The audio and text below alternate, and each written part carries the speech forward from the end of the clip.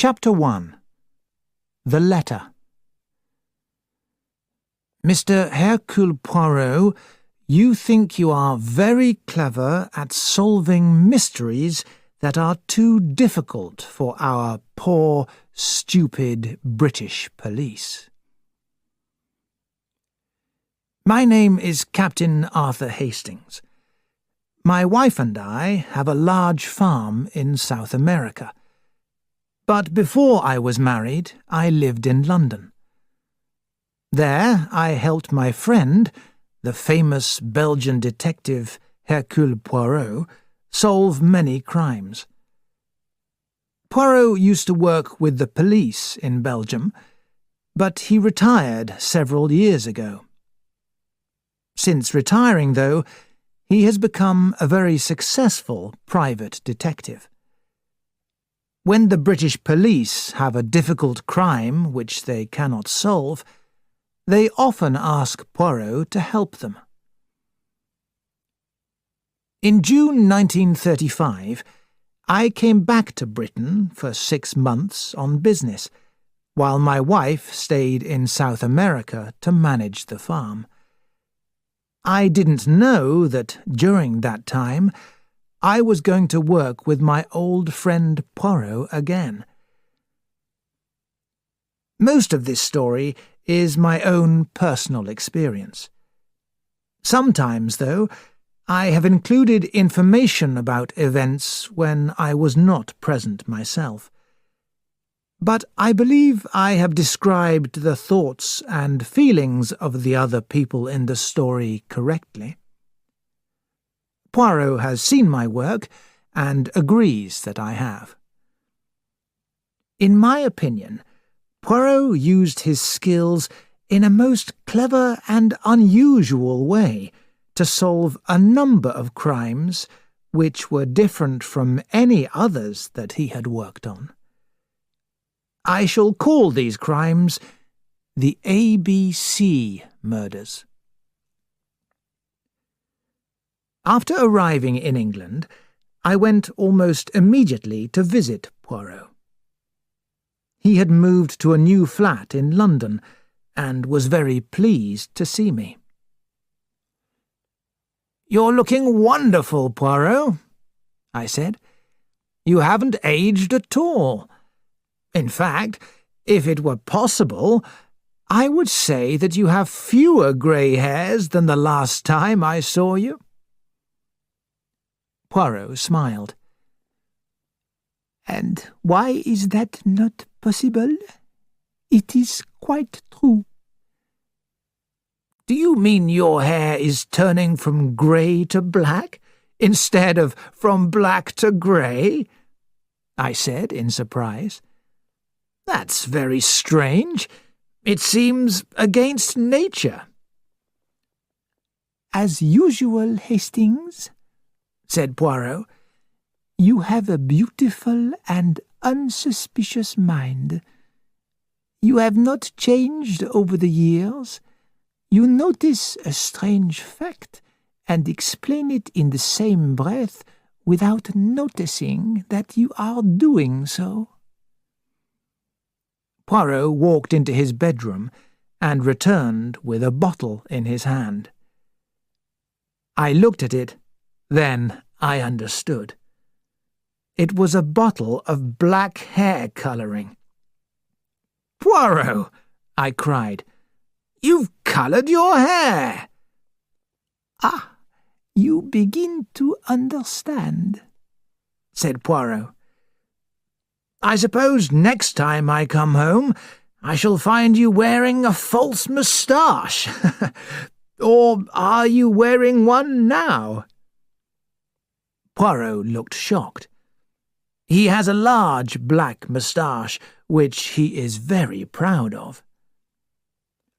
"No, no, mon ami, a false moustache? Ah, how horrible!" He pulled his moustache to prove to me that it was real. "I have never seen a moustache like mine in the whole of London." That was a very good thing, I thought privately. But I didn't want to hurt Poirot's feelings, so instead I changed the subject.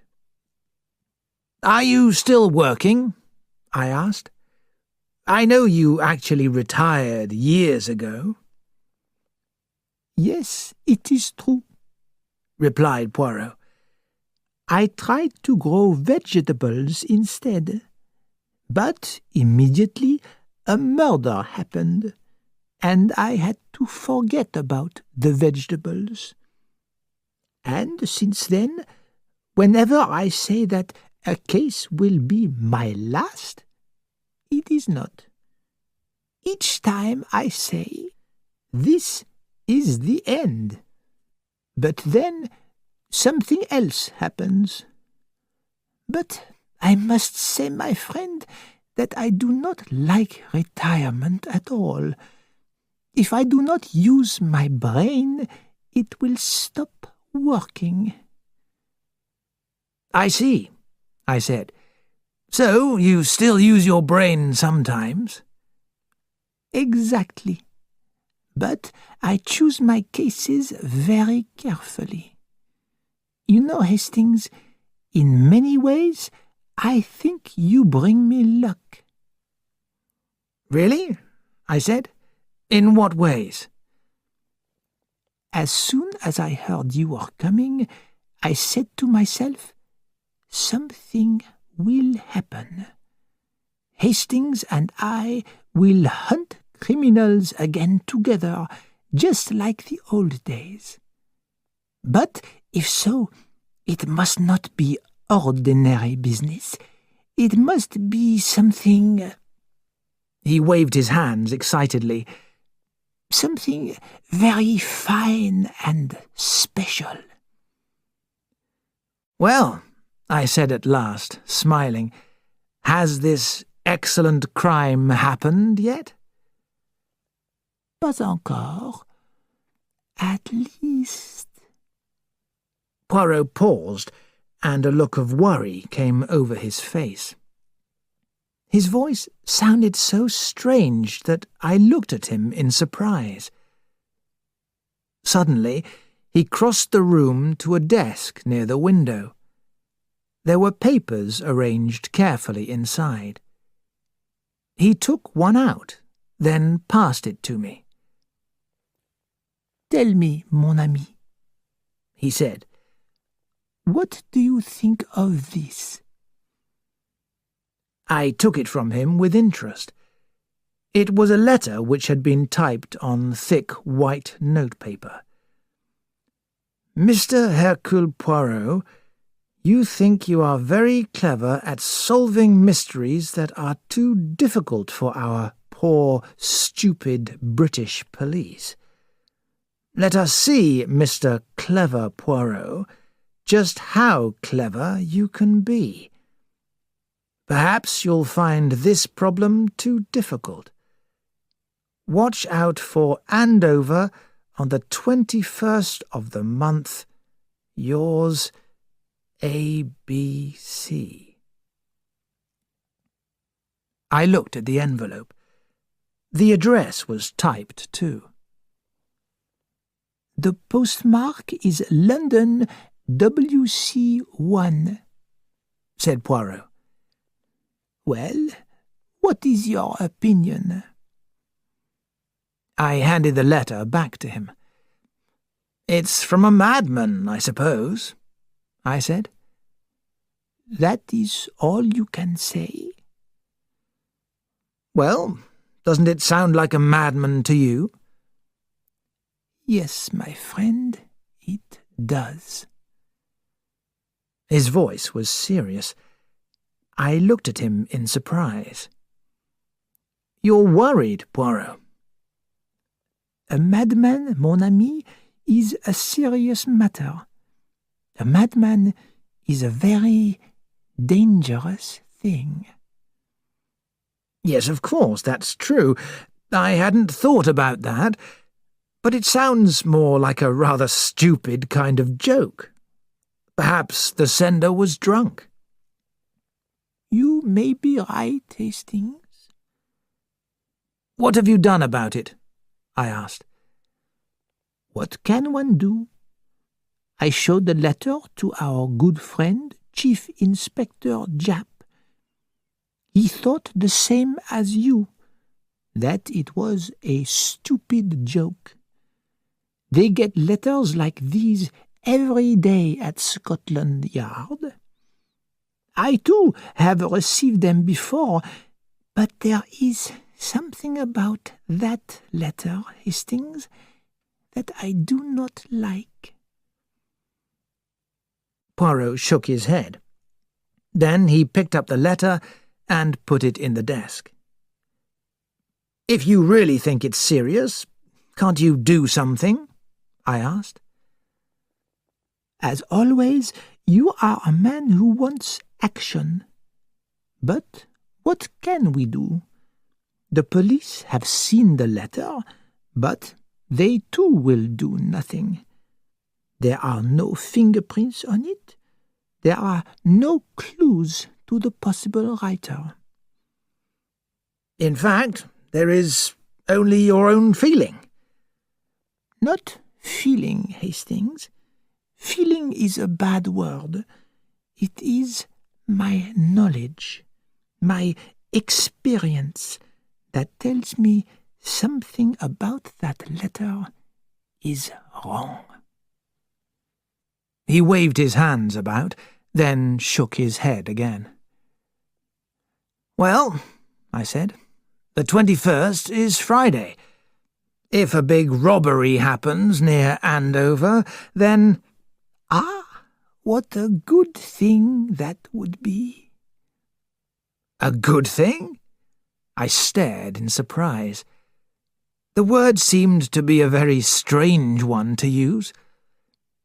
A robbery may be exciting, but surely it can't be a good thing.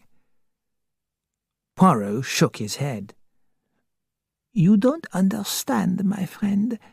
It would be a good thing because it would clear my mind of the fear of something else." "Of what?" "Murder," said Hercule Poirot. Mr. Alexander Bonaparte Cust got up from his chair and looked near-sightedly round his bedroom. The furniture was old, and the bedroom was not very clean. His back hurt from sitting in the same position for too long. As he stretched himself to his full height, you could see that he was quite a tall man, but he did not look tall because he stooped. He went to a coat that was hanging on the back of the door, and took from the pocket a packet of cheap cigarettes and some matches. He lit a cigarette, and then returned to the table. He picked up a railway guide and searched for some information inside it.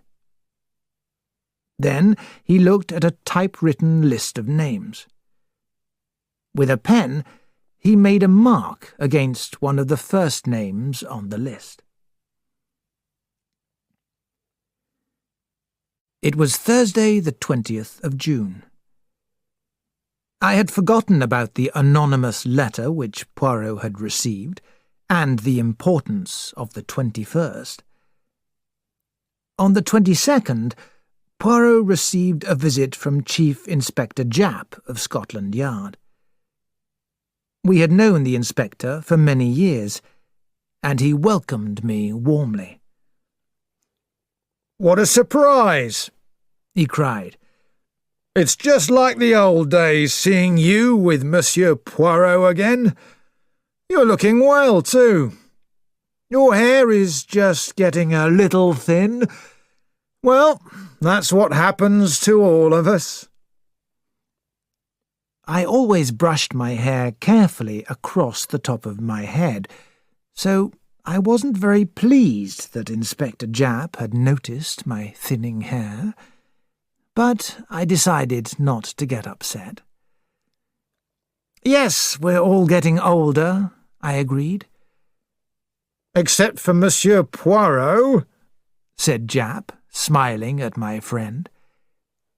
His hair and moustache look wonderful. And since he retired, he's become very famous.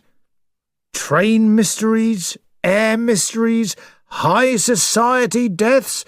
Oh, he's here, there and everywhere. Have you heard about his anonymous letter?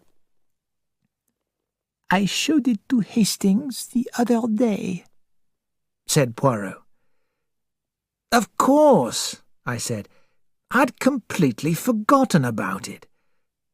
What was the date in the letter? Yesterday, said Japp. That's why I've come here. I rang the police in Andover to see if anything had happened. But the letter is certainly a joke. A shop window was broken by children throwing stones, and a few people got drunk. But that's all. I am very glad about that, said Poirot. We get lots of letters like that every day, said Japp, from people who have nothing better to do. They don't mean any harm. They're just looking for a bit of excitement. I have been foolish to think that the matter was so serious, Poirot agreed. Well, I must go, said Japp, laughing. I just wanted to stop you worrying. After the inspector had left, Poirot said, He does not change much, the good Japp, eh? He looks much older, I said, and his hair is going grey, I added nastily. You know, Hastings, I have a very clever hairdresser, said Poirot. He could put some false hair onto your head and brush your own hair over it. Poirot, I shouted. I'm not interested in your hairdresser. What's the matter with the top of my head? Nothing at all, said Poirot quickly. Well, I said, feeling a little calmer, I'm sorry that anonymous letter didn't lead to an interesting crime. Yes, I was wrong about that, said Poirot. I am too suspicious. The telephone rang, and Poirot got up to answer it. Allô? He said. Yes, it is Hercule Poirot speaking. He listened for a minute or two, and then I saw his face change. Mais oui. Yes, we will come naturally. It may be as you say. Yes, I will bring it. À tout à l'heure, then. He put down the phone and came across the room to me. That was Japp speaking, Hastings. He had just got back to Scotland Yard. There was a message from Andover. Andover? I cried excitedly. Poirot said slowly, An old woman has been found murdered. She had a little tobacco and newspaper shop. Her name is Asher. I think I felt a little disappointed. I had expected something very unusual. The murder of a shopkeeper didn't sound very interesting. Poirot continued in the same serious voice. The Andover police believe they know who did it. It seems that the woman's husband gets drunk and behaves badly. He has said several times that he would kill her. But The police would like to have another look at the anonymous letter I received. So I have said that you and I will go down to Andover at once." I felt a little more excited. Perhaps the murder of the old woman wasn't very interesting, but it was still a crime. It had been a long time since I had mixed with crime and criminals. I wasn't really listening to Poirot's next words, but later I remembered them very clearly. "This is the beginning," said Hercule Poirot. Chapter 2. A Visit to Andover. A strange feeling came over me as I looked down on that old face and thin grey hair. She looked so peaceful, so distanced from any violent event. We were met at Andover by Inspector Glenn, a tall, fair-haired man with a pleasant smile. He gave us the facts about the case. The crime was discovered by Police Constable Dover at 1 a.m. on the morning of the 22nd. He noticed that the door of the shop wasn't locked. He entered, and at first he thought that the place was empty. But when he shone a light over the counter, he saw the body of the old woman. When the police doctor arrived, it was found that the woman had been hit hard on the back of the head. The doctor said that she had probably died about 7 to 9 hours earlier. "But we found a man who went in and bought some tobacco at 5:30, said Inspector Glenn. "And a second man went in and found the shop empty at 5 minutes past 6. So that puts the time of death at between 5:30 and 6:05. We haven't been able to find anyone yet who saw Asher, the woman's husband, near the shop at the time. But he was in a pub at 9 o'clock and was very drunk. He's not a very pleasant kind of man." "He didn't live with his wife?" asked Poirot. "No, they separated some years ago. Asher's German. He was a waiter at one time, but he started drinking. After that, nobody wanted to employ him.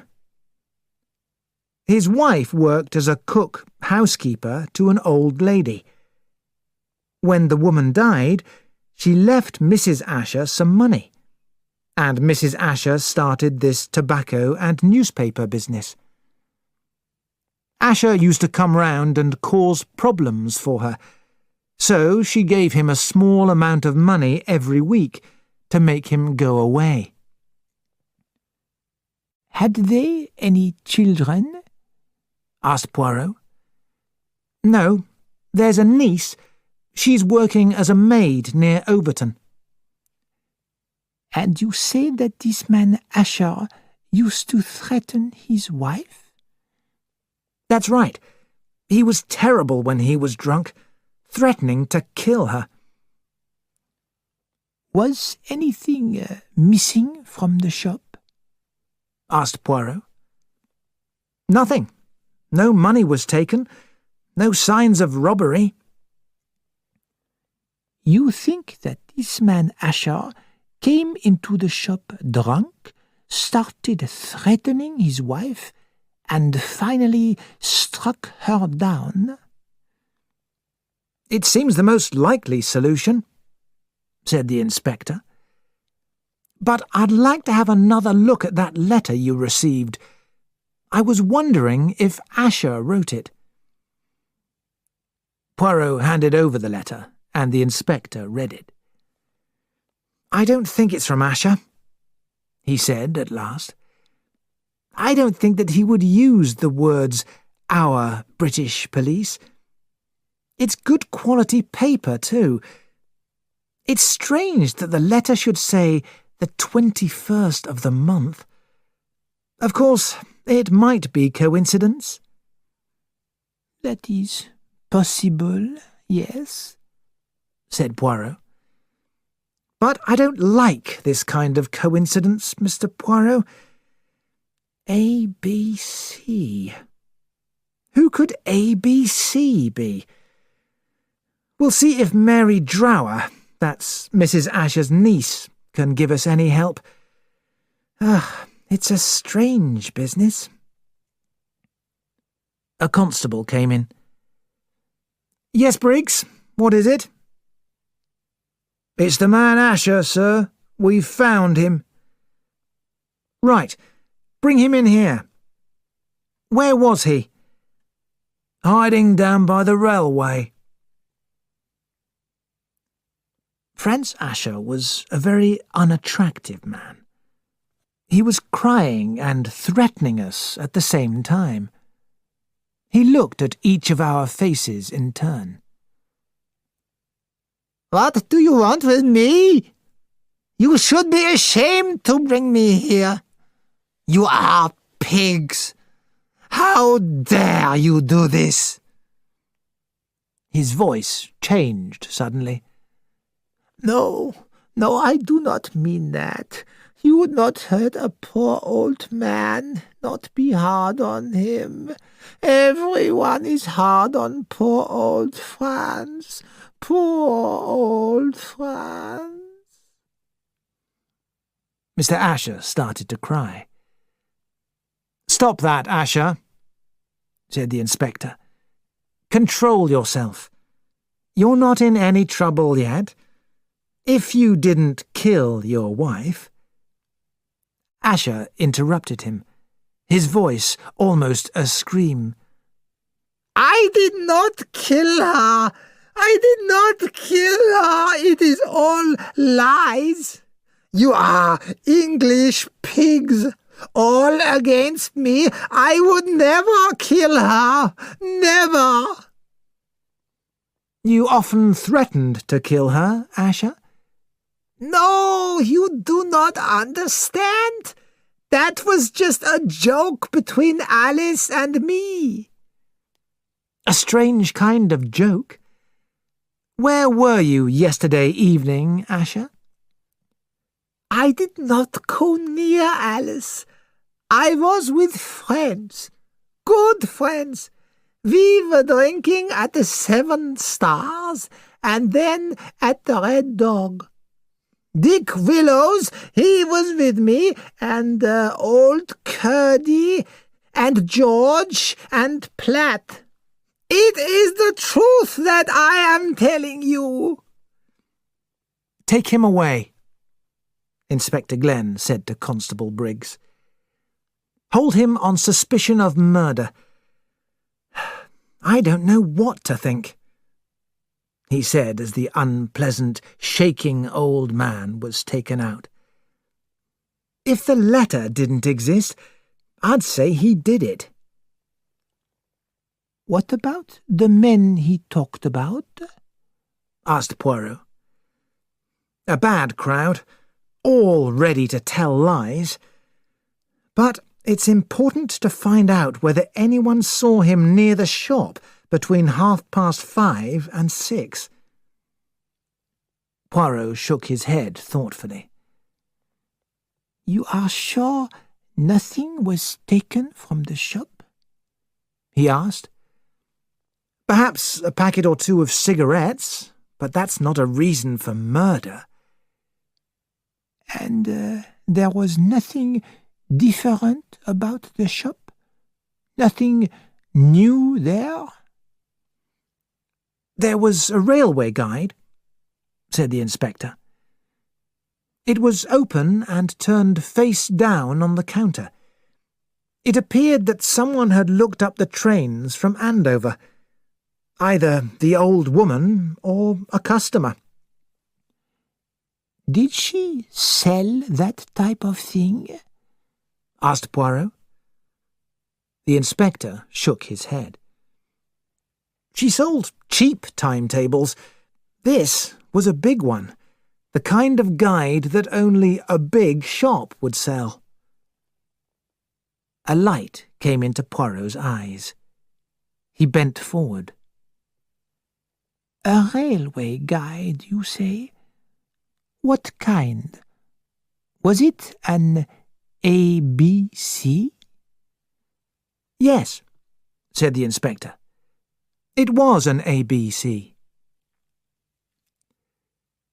Until that moment, I had not felt very interested in the case. The murder of an old woman in a small back-street shop was a very ordinary type of crime. I had thought that the date of the 21st in the anonymous letter was just a coincidence. Mrs. Asher, I felt sure, had been murdered by her husband. But now, when I heard about the railway guide, I felt a small shock of excitement. Surely this could not be a second coincidence. The ordinary crime was turning into something very unusual. We left the police station and went to the building where the body of the dead woman was being kept. A strange feeling came over me as I looked down on that old face and thin grey hair. She looked so peaceful, so distanced from any violent event. She was beautiful when she was young, said Poirot. Really? I said. But yes, look at the lines of the bones, the shape of the head. We went to see the police doctor, Dr. Kerr. We haven't found what killed her, he said. It's impossible to say what it was. Perhaps a heavy stick. Did the murderer have to be very strong? Asked Poirot. Do you mean, could the killer be a shaky old man of 70? Oh, yes, it's possible, if there was enough weight in the head of the stick. Then the murderer could be a man or a woman. The doctor looked surprised. A woman, eh? I hadn't thought of connecting a woman with this type of crime, but of course it's possible. Poirot nodded in agreement. How was the body lying? He asked. In my opinion, Mrs. Asher was standing with her back to the counter.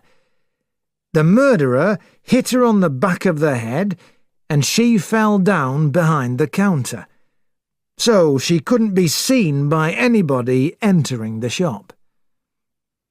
We thanked Dr. Kerr and left. You see, Hastings, said Poirot, this shows that Asher may be innocent. A woman faces a man who is threatening her, but instead she had her back to the murderer. So clearly she was taking down tobacco or cigarettes for a customer. Poirot looked at his watch. Overton is not far away. Shall we drive over there and have an interview with the niece of the dead woman? A few minutes later, we were driving towards Overton. Inspector Glenn had given us the address of Mrs. Asher's niece. It was a big house, about 1.5 kilometres from the village, on the London side. The door was opened by a pretty dark-haired girl. Her eyes were red from crying. I think you are Miss Mary Drower, the maid here? asked Poirot gently. Yes, sir. That's right. I'm Mary, sir. Then perhaps I can talk to you for a few minutes. It's about your aunt. We went inside the house, and Mary opened the door of a small living room. We entered, and Poirot sat down on a chair by the window. He looked up into the girl's face, studying it closely. You have heard of your aunt's death, of course? The girl nodded, tears filling her eyes again. This morning, sir, the police came here. Oh, it's terrible. Poor auntie. You are fond of your aunt, Mary? Said Poirot gently. Very, sir. She was always very good to me. I usually visited auntie on my free day. She had a lot of trouble with her husband. Tell me, Mary, did he threaten her? Oh, yes, sir.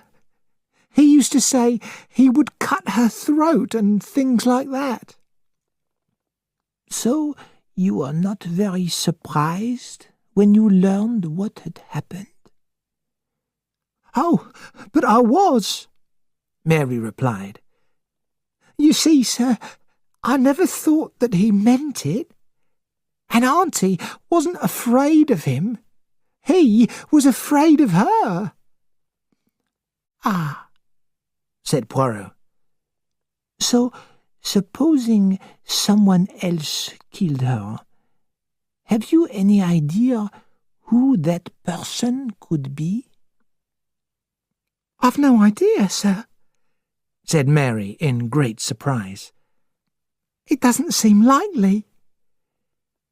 There was no one that your aunt was afraid of? Mary shook her head.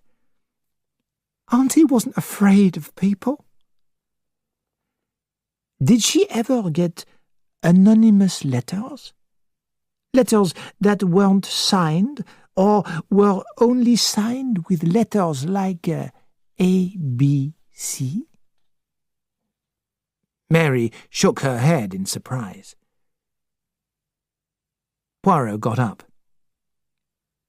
If I want you at any time, Mary, I will write to you here.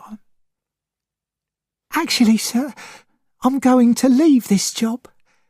I don't like the country. I stayed here to be near my aunt. But now... Her eyes filled with tears again. There's no reason for me to stay, so I'll go back to London. When you do go to London, will you give me your address? Poirot handed her his card. Mary looked at the card in surprise. Then you're not a policeman, sir? I am a private detective. She stood there looking at him for some moments in silence. Is there anything strange happening, sir? Yes, my child, replied Poirot. There is something strange happening. Later, you may be able to help me. I'll do anything, sir. It isn't right, sir. Auntie being killed. It was a strange way to describe her aunt's death, but I felt full of pity. A few moments later, we were driving back to Andover. Chapter 3. Questions and Answers. Perhaps you even saw the murderer go into the shop. A tall, fair man with a beard, was he not? A Russian, I have heard. The murder had taken place on a street which was a turning off the main street. Mrs. Asher's shop was about halfway down it, on the right-hand side. A large crowd of people was standing outside the shop. A young constable was trying to make the crowd move away. Poirot stopped at a little distance from them. From there, we could see the sign over the shop door. Poirot repeated it softly. A. Asher. Come, let us go inside, Hastings. We made our way through the crowd. Poirot showed the young constable a letter from Inspector Glenn, explaining who we were. He nodded and unlocked the door to let us pass inside. The shop was very dark. The constable found and switched on the electric light.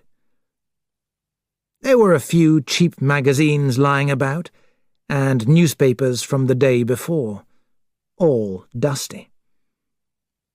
Behind the counter there were shelves reaching to the ceiling, packed with tobacco and packets of cigarettes. There were also jars of sweets.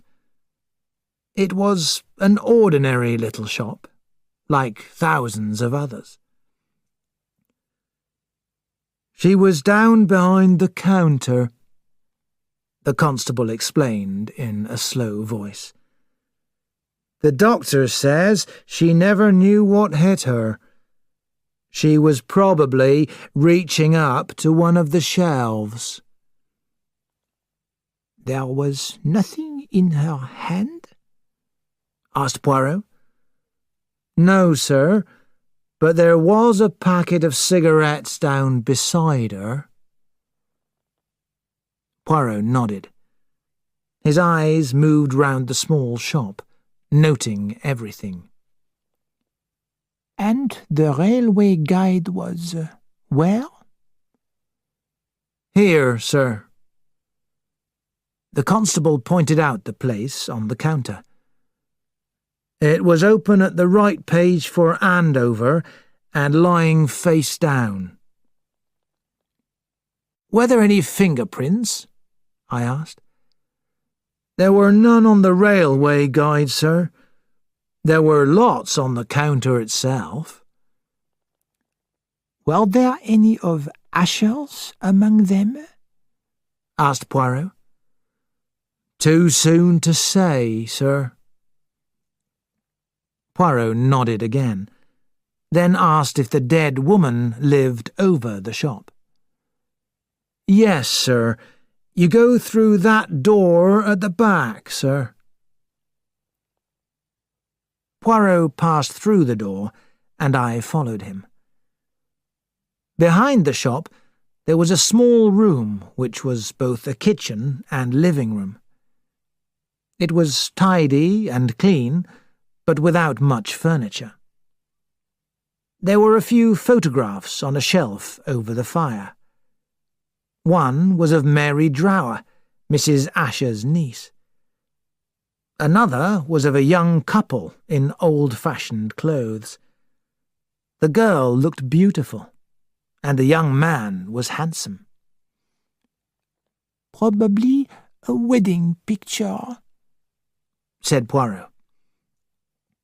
I looked closely at the couple in the photograph.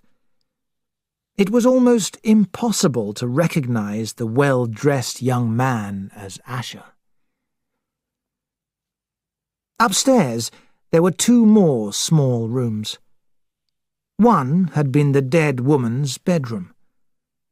There were a couple of old blankets on the bed, a small pile of underwear in one drawer and cookery books in another, a magazine, a pair of shiny new stockings, and a few clothes hanging up. "Come, Hastings," said Poirot quietly. "There is nothing for us here." When we were out in the street again, Poirot crossed the road. Almost exactly opposite Mrs. Asher's shop, there was a shop selling fruit and vegetables. In a quiet voice, Poirot told me what I had to do. Then he entered the shop. After waiting a minute or two, I followed him in. He was buying some green beans. I chose some apples. Poirot talked excitedly to the fat lady who was serving him. "It was just opposite you, was it not, that the murder happened? Perhaps you even saw the murderer go into the shop. A tall, fair man with a beard, was he not? A Russian, I have heard." "What's that?" The woman looked up in surprise. "A Russian did it?" "Mais oui. I thought perhaps you noticed him last night." "Well, I don't get much chance to look," said the woman. "The evenings are busy time, and there are always a lot of people passing after they finish work. A tall, fair man with a beard. No, I can't say I saw him." I interrupted the conversation, as Poirot had told me to. "Excuse me, sir," I said to Poirot. "I think you have the wrong information. A short, dark man, I was told." A discussion started between the fat woman, her husband, and a young assistant. They had seen 4 short, dark men, and the assistant had seen a tall, fair one. Poirot and I left the shop with our beans and apples. "And why did you do that, Poirot?" I asked. "I wanted to find out if it was possible for a stranger to enter Mrs. Asher's shop without being noticed." "Couldn't you simply ask those people if they saw anyone?" "No, mon ami. If I asked those people for information, they would not tell me anything.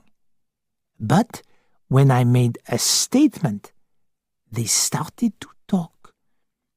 We now know that this time is a busy time.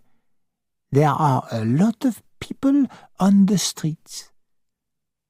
Our murderer chose his time well, Hastings." We gave our beans and apples to a very surprised small boy in the street. Then Poirot paused and looked at the houses on each side of Mrs. Asher's house. One was a house with curtains that had been white but were now grey. Poirot knocked at the door. It was opened by a very dirty child. "Good evening," said Poirot. "Is your mother in?"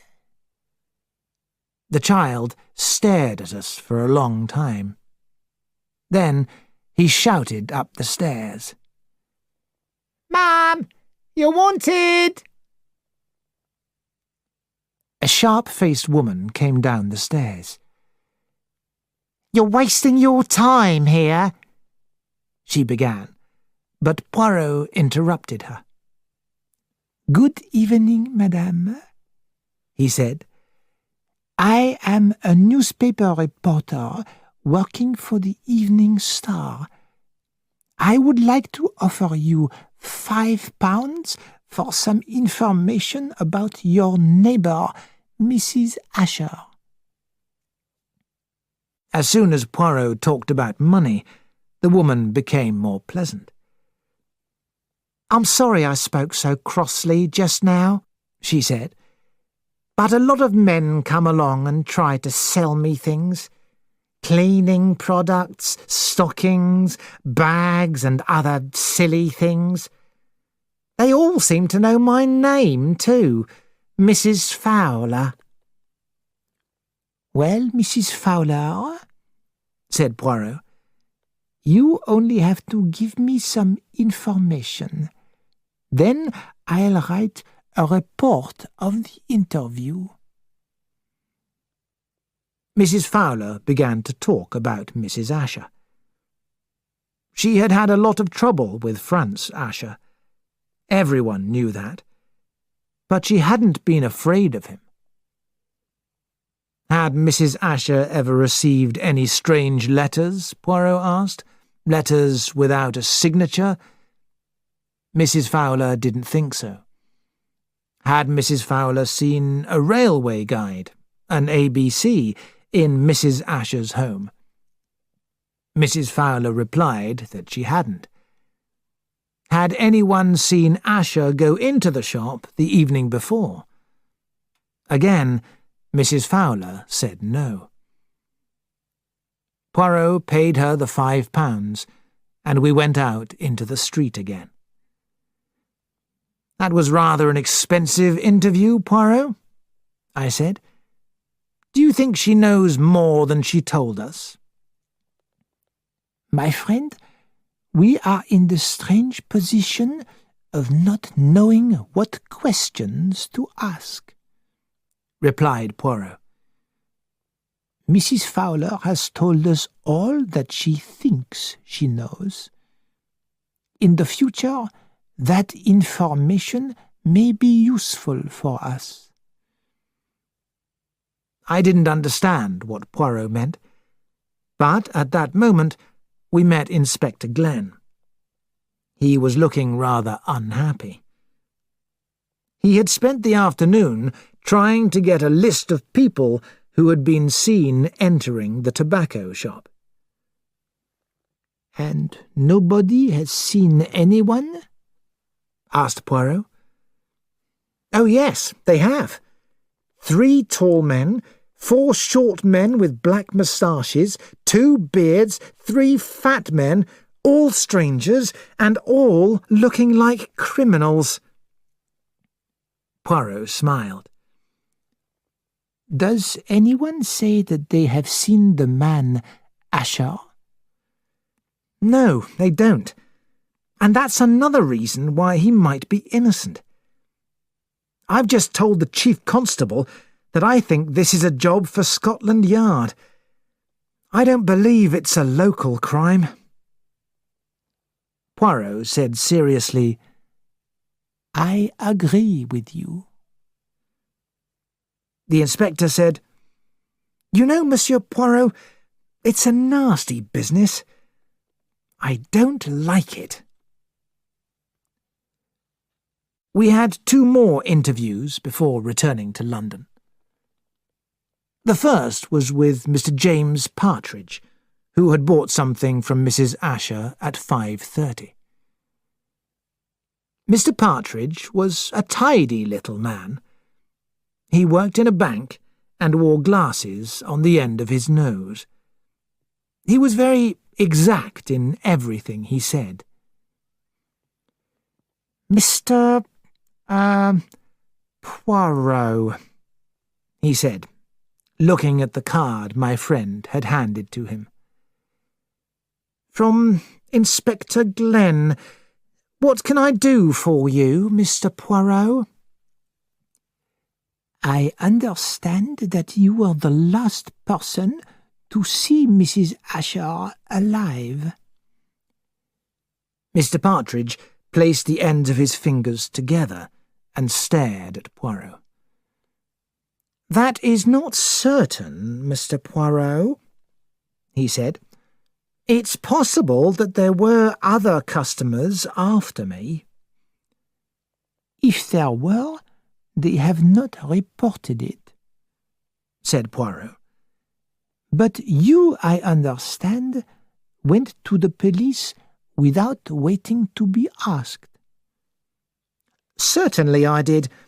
As soon as I heard about the shocking event, I realised that my statement might be helpful. You have an excellent sense of duty, said Poirot. Perhaps you could kindly repeat your story to me. Certainly. I was returning to this house, and at 5:30 exactly, I entered Mrs. Asher's shop. I often bought things there. It was on my way home. Did you know that Mrs. Asher had a drunken husband who was in the habit of threatening her life? No, I knew nothing about her. Did you think there was anything unusual about her appearance yesterday evening?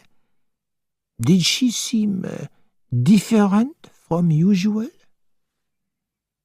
Mr. Partridge thought for a time. She seemed exactly as usual, he said at last. Poirot got up. Thank you, Mr. Partridge, for answering these questions. Have you an ABC in the house? I want to look up my return train to London. On the shelf behind you, said Mr. Partridge. Poirot took down the ABC and pretended to look up a train. Then he thanked Mr. Partridge, and we left. Our next interview was with Mr. Albert Riddle. Mr. Riddle was an enormous man with a large face and small, suspicious eyes. He looked at us angrily. "I've told everything once already," he said. "I've told the police, and now I've got to tell it again to 2 foreigners." Poirot gave me a quick, amused look, and then said, I am sorry, but it is a case of murder. One has to be very, very careful. You did not, I think, go to the police? "Why should I? It wasn't my business. I've got my work to do." People saw you going into the shop and gave your name to the police. But the police had to come to you first. Were they happy with your information? "Why shouldn't they be?" said Mr. Riddle angrily. "Everyone knows who killed the old woman. That husband of hers." But he was not in the street that evening, and you were. "You're trying to say that I did it, are you? Well, you won't succeed. What reason did I have to do a thing like that?" He got up from his chair in a threatening way. Calm yourself, monsieur, said Poirot. I only want you to tell me about your visit. It was 6 o'clock when you entered the shop? That's right. A minute or two after 6. I wanted a packet of tobacco. I pushed open the door and went in. There wasn't anyone there. I waited, but nobody came, so I went out again.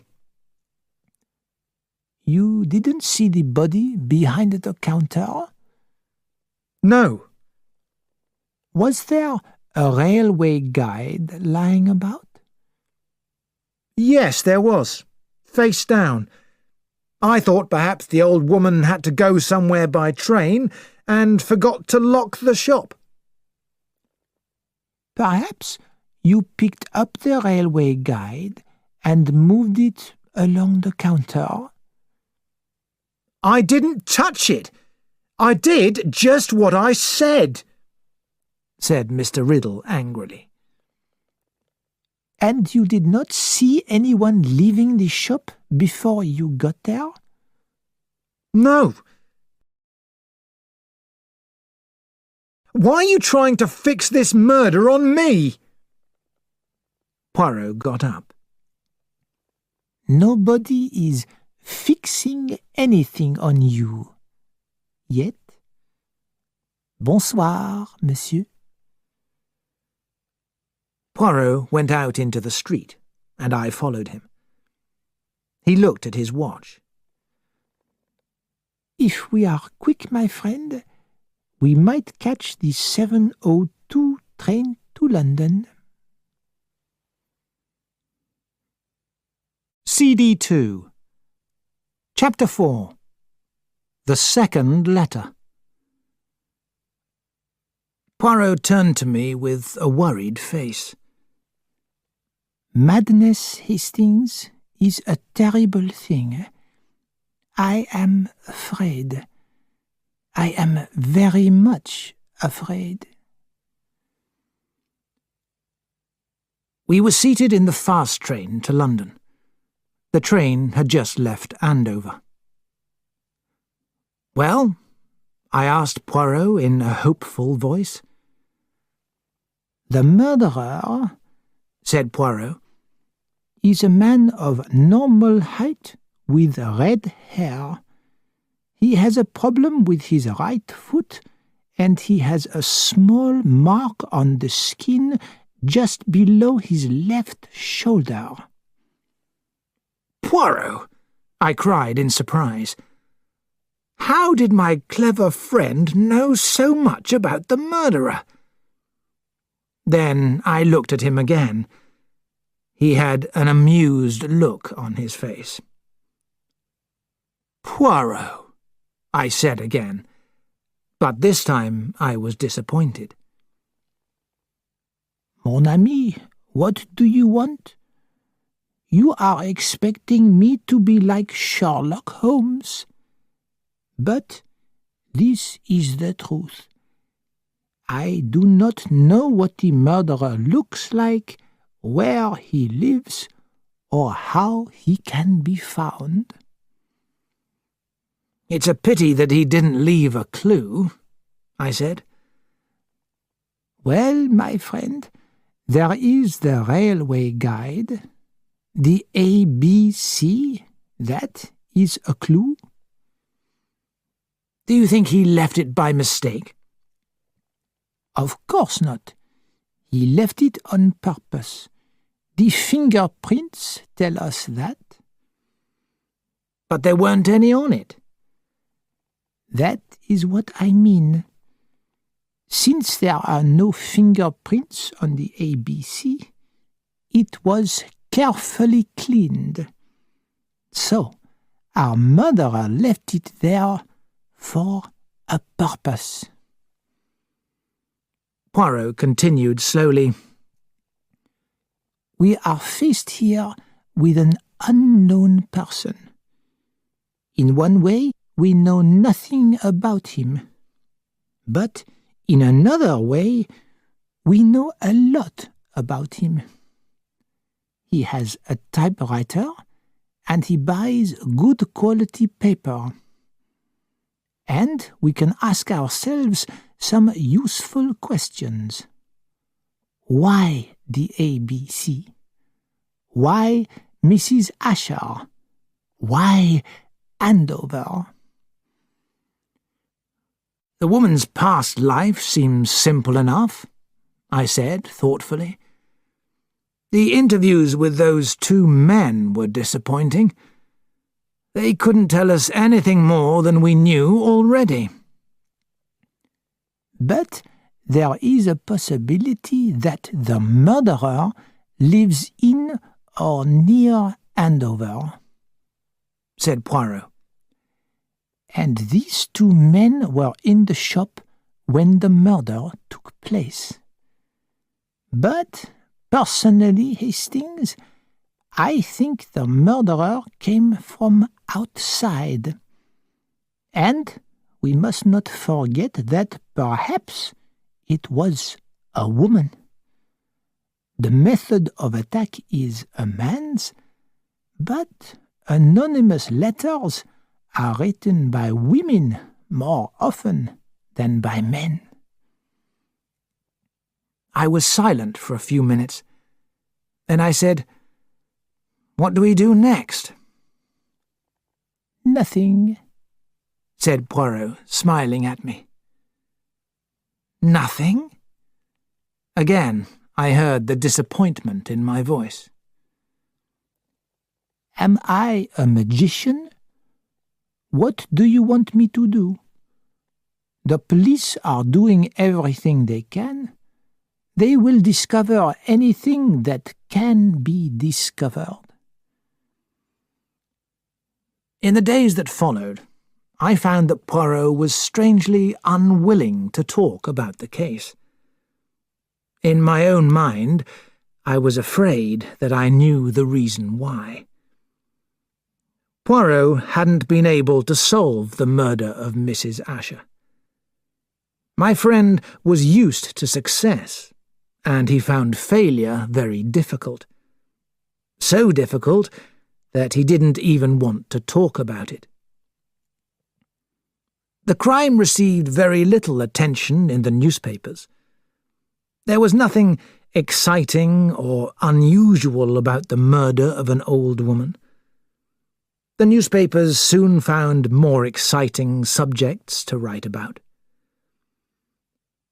I was beginning to forget about the matter when something new happened. I hadn't seen Poirot for a couple of days, as I had been away for the weekend. I arrived back on the Monday afternoon, and the letter came by the 6 o'clock post. Poirot opened the envelope and breathed in deeply. "It has come," he said. "What has come?" "The second part of the ABC business. Read it," said Poirot, and passed me the letter. As before, it was typed on good quality paper. "Dear Mr. Poirot, well, I won the first part of the game, I think. The Andover business went very well, didn't it? But the fun's only just beginning. Watch what happens at Bexhill-on-Sea on the 25th of the month. What a great time we are having. Yours, ABC." "Does this mean this man is going to try and murder someone else?" I said. "Naturally, Hastings. Did you think that the Andover business was going to be the only case? Do you not remember me saying, 'This is the beginning'?" "But this is horrible.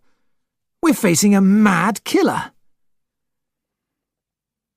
The next morning, there was a meeting of some powerful police officials. There was the Chief Constable of Sussex, Inspector Glenn from Andover, Superintendent Carter of the Sussex Police, Inspector Japp, a younger inspector called Crome, and also Dr. Thompson, the famous specialist in illnesses of the mind. Everyone was sure that the two letters were written by the same person.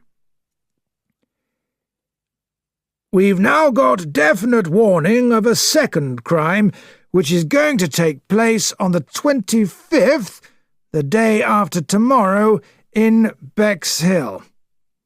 What can we do to stop it?" said the Sussex Chief Constable. He looked at his superintendent.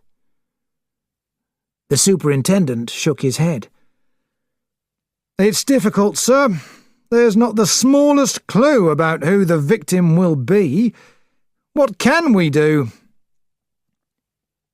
"I have a suggestion," said Poirot.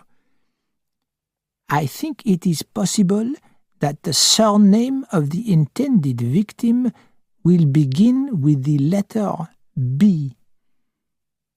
When I got the letter naming Bexhill, I thought it was possible that the victim as well as the place might be chosen in alphabetical order.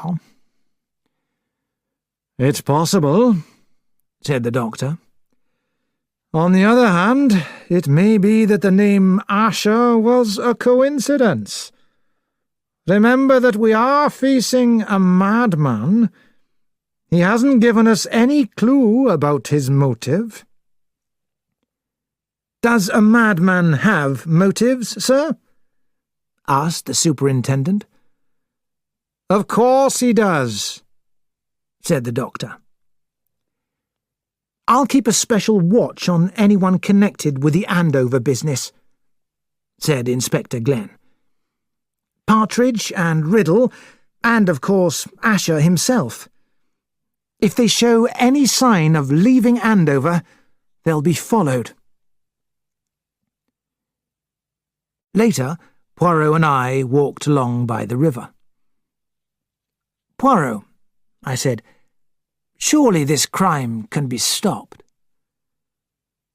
Poirot turned to me with a worried face. Madness, Hastings, is a terrible thing. I am afraid. I am very much afraid. I still remember waking up on the morning of the 25th of July.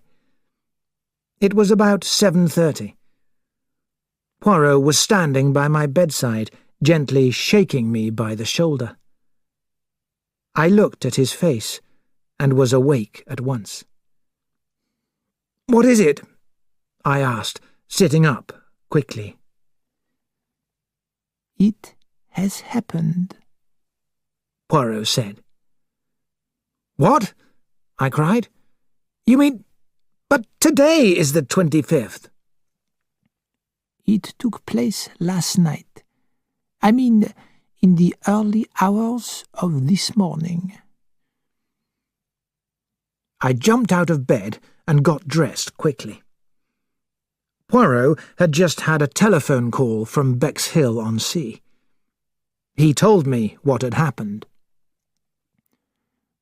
"The body of a young girl has been found on the beach at Bexhill," he said.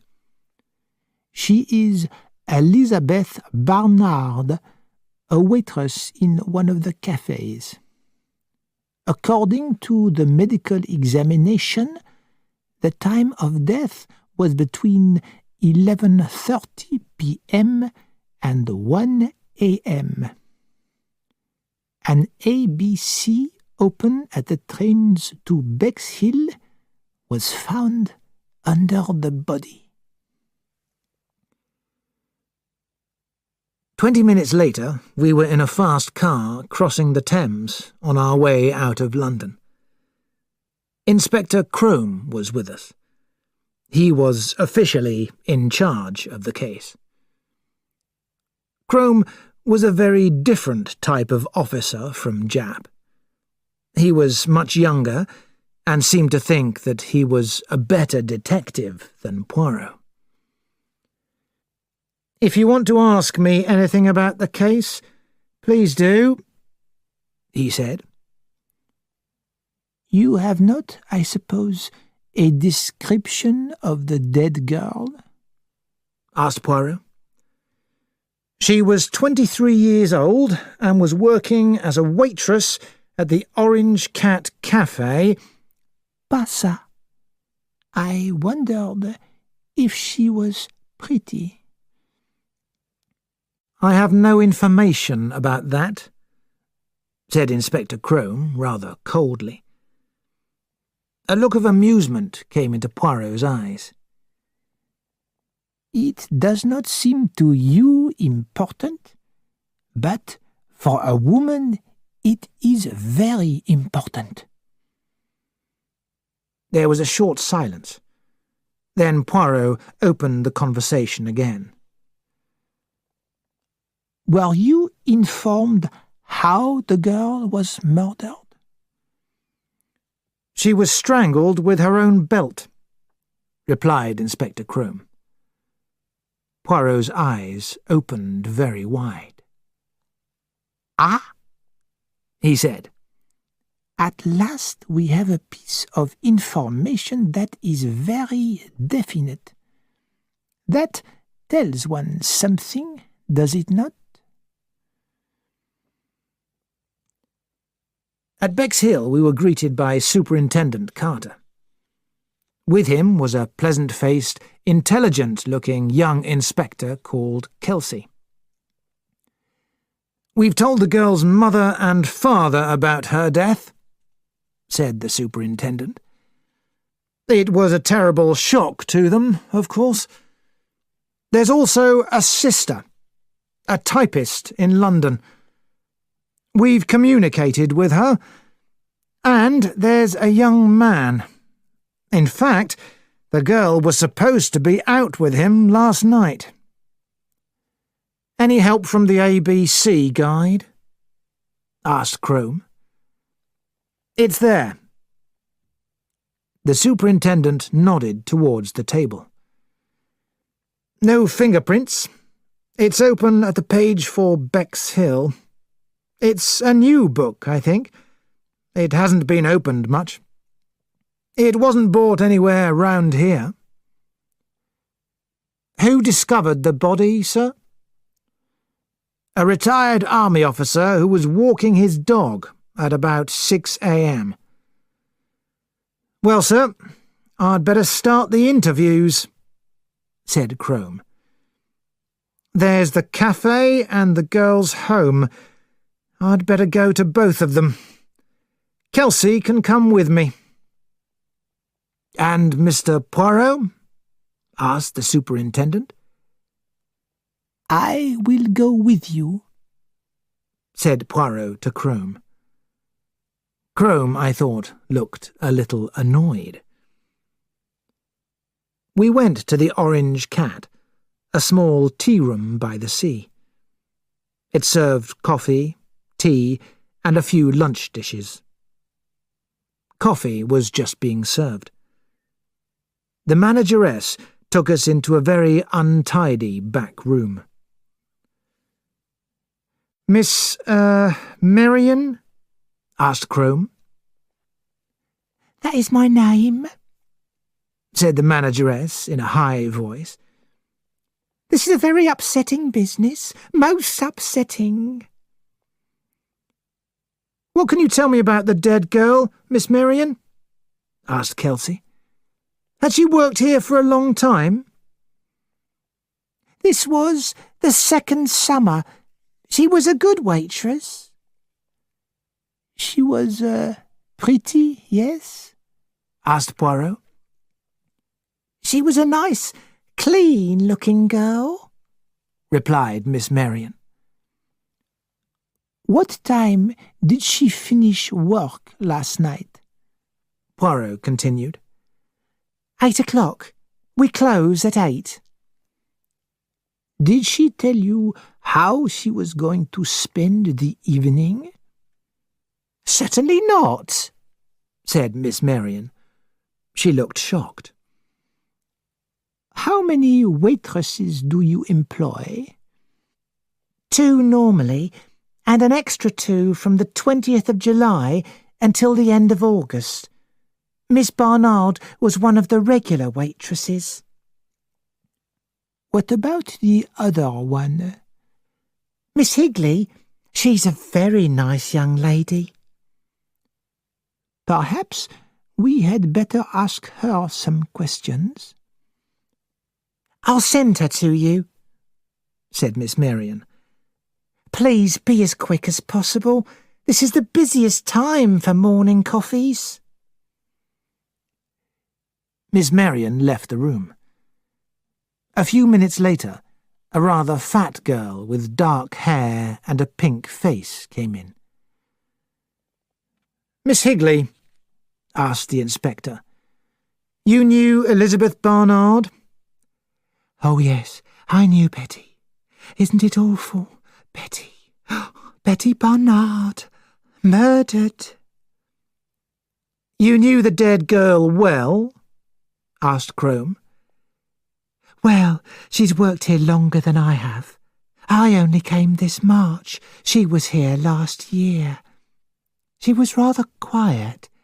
She didn't joke or laugh a lot. We learned that Betty Barnard had had a good-looking, well-dressed friend who worked in an office near the station. Miss Higley didn't know his name, but she had seen him, and she thought Miss Barnard had planned to meet him the night before. We talked to the other two girls in the cafe, but no one had noticed her in Bexhill during the evening. Chapter 5. A Broken Family. Betty was just a happy girl with a nice boyfriend. Why should anyone want to murder her? It doesn't make sense. Elizabeth Barnard's parents lived in a small, newly built house on the edge of the town. Mr. Barnard was waiting in the doorway for us. Inspector Kelsey introduced himself, then he introduced us. "This is Inspector Crome of Scotland Yard, sir," he said. "Scotland Yard?" said Mr. Barnard, hopefully. "That's good. This murderer has got to be caught. My poor little girl." "And this is Mr. Hercule Poirot, also from London, and, Captain Hastings," said Poirot. We went into the living room. Mrs. Barnard was there. Her eyes were red, and she was clearly suffering from shock. "It's too cruel. Oh, it is too cruel," she said in a tearful voice. "It's very painful for you, madam, I know," said Inspector Crome. "But we want to know all the facts so we can get to work as quickly as possible. Your daughter was 23, I understand. She lived here with you and worked at the Orange Cat Cafe. Is that right?" "That's it," said Mr. Barnard. "This is a new house, isn't it? Where did you live before?" "I worked in London. I retired 2 years ago. We always wanted to live near the sea." "You have 2 daughters?" "Yes. My older daughter works in an office in London." "Weren't you worried when your daughter didn't come home last night?" "We didn't know she hadn't," said Mrs. Barnard in a tearful voice. "Dad and I always go to bed at 9 o'clock. We never knew Betty hadn't come home until the police officer came and said... and said..." She started to cry. "We heard that your daughter was going to be married." "Yes. His name is Donald Fraser, and I like him," said Mrs. Barnard. "I like him very much. This news will be terrible for him." "Did he meet your daughter most evenings after her work?" "Not every evening. Once or twice a week." "Do you know if she was going to meet him yesterday?" "She didn't say. Betty never said much about where she was going or what she was doing. But she was a good girl, Betty was." "We've got to find out what happened," said Mr. Barnard. "Betty was just a happy girl with a nice boyfriend. Why should anyone want to murder her? It doesn't make sense." "You're right, Mr. Barnard," said Crome. I tell you what I'd like to do. Have a look at Miss Barnard's room. There may be letters or a diary." "Certainly," said Mr. Barnard. He got up and led the way upstairs.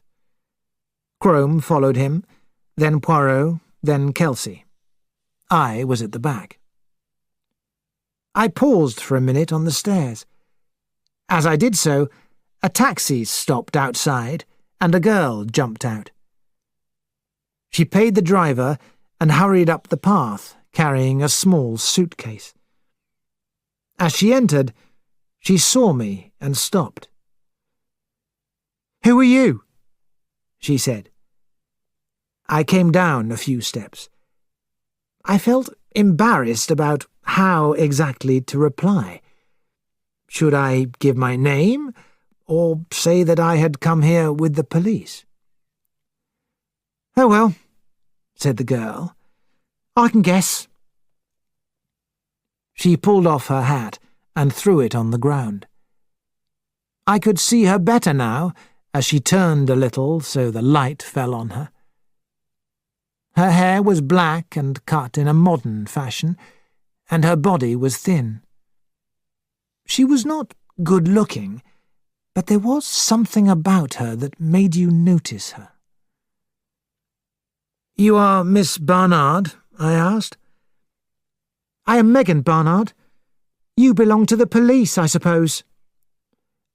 "Well," I said, "not exactly." She interrupted me. "I don't think I've got anything to say to you. My sister was a nice girl with no men friends. Good morning." "I'm not a reporter, if that's what you think," I said. "Well, what are you? Where are Mum and Dad?" "Your father is showing the police your sister's bedroom. Your mother's in there. She's very upset." The girl seemed to make a decision. "Come in here," she said. She pulled open a door and passed through. I followed her and found myself in a small, tidy kitchen. I was going to shut the door, but then Poirot came quietly into the room and closed the door behind him. "Mademoiselle Barnard?" he said. "This is Monsieur Hercule Poirot," I said. Megan Barnard looked at him quickly. "I've heard of you," she said.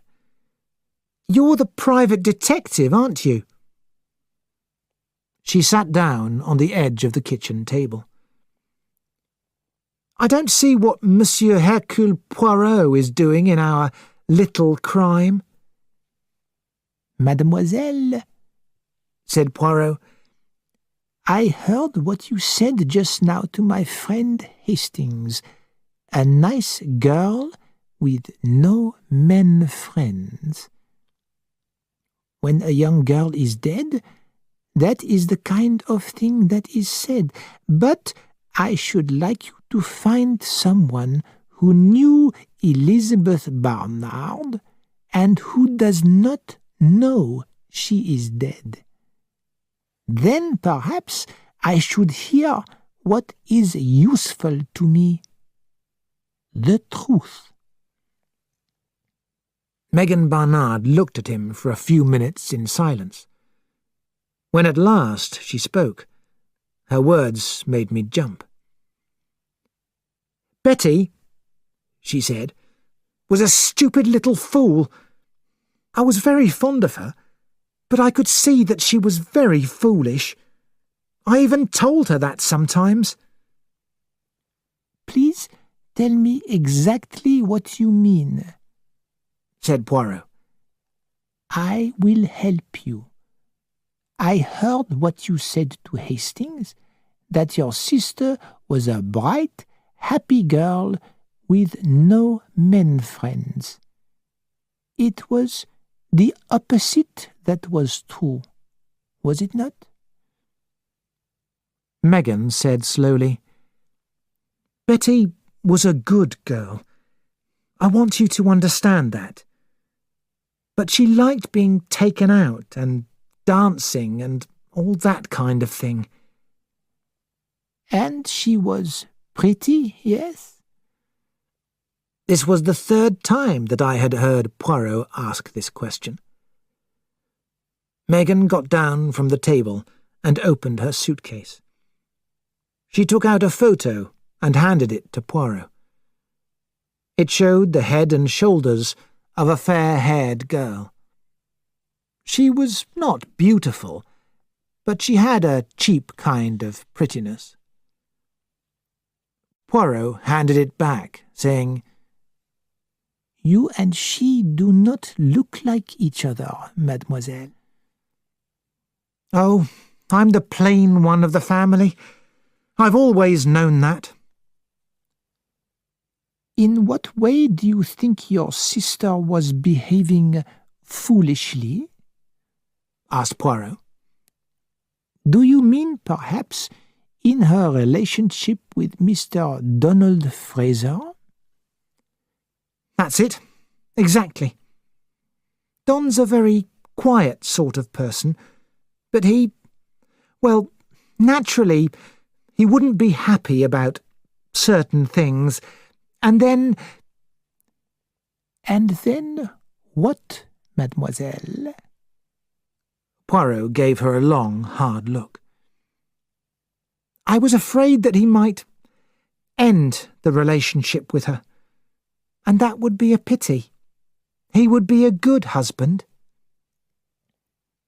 Poirot continued to stare at her. She looked back at him. "So," Poirot said at last, "we do not speak the truth now." "Well," said Megan, turning to the door, "I've done what I can to help." "Wait, mademoiselle. I have something to tell you. Come back." To my surprise, Poirot told Megan Barnard the whole story of the ABC letters, the murder in Andover, and the railway guide found by the bodies. Megan listened to every word very carefully. "You really mean that my sister was killed by a madman?" she asked. "Exactly. You see, mademoiselle, you can give me the information I ask for freely, without wondering whether or not it will hurt anyone." "Yes, I see that now." "Then let us continue our conversation. I have formed the idea that this Donald Fraser has perhaps a violent and jealous temper. Is that right?" Megan Barnard said quietly, "I'm going to give you the whole truth now, Monsieur Poirot. Don is, as I say, a very quiet person. He keeps all his emotions inside himself. He can't always say what he feels in words. He was always jealous about Betty. He loved her very much, and she was fond of him, but she liked other men too. And of course, working in the Orange Cat, she was always meeting men.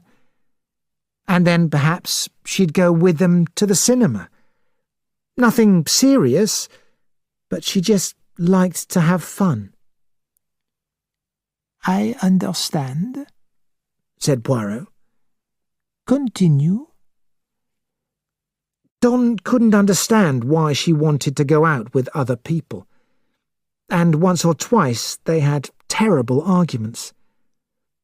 When quiet people lose their tempers, they get really angry. Don was so violent that Betty was frightened. There was one argument just over a month ago. I was at home for the weekend, and I told Betty she was being a little fool. She had told Don she was going to Hastings to see a girlfriend, and he found out that she'd really been in Eastbourne with a married man. There was a terrible scene. Don was white and shaking and saying that one day... Yes? He'd murder her, said Megan in a low voice. She stopped and stared at Poirot. He nodded his head several times. And so, naturally, you were afraid? I didn't think he'd actually done it, said Megan. But I was afraid that the police would find out what he said. Several people knew about it. Exactly. Do you know, mademoiselle, if your sister met this married man, or any other man, recently? I don't know, said Megan, shaking her head. But it wouldn't surprise me if Betty had, well, told Don a few lies again. An electric bell rang sharply. Megan went to the window and looked out. "It's Don," she said. "Bring him in here," said Poirot quickly. "I would like to have a word with him before the inspector does." Megan Barnard went quickly out of the kitchen. A couple of seconds later, she came back leading Donald Fraser by the hand. I felt sorry for the young man. His white face showed how great a shock he had had. He was a fine-looking young man, with a pleasant face and red hair. "What's this, Megan?" he said. "Tell me, please. I've only just heard. Betty..." His voice grew quieter. Poirot pushed forward a chair, and he sank down on it. Poirot gave him a drink. He sat up straighter and turned to Megan. "It's true, I suppose," he said quietly. "Betty is dead, killed." "It's true, Don. I've just come down from London. Dad phoned me. The police are upstairs now, looking through Betty's things, I suppose." Poirot moved forward a little and asked a question.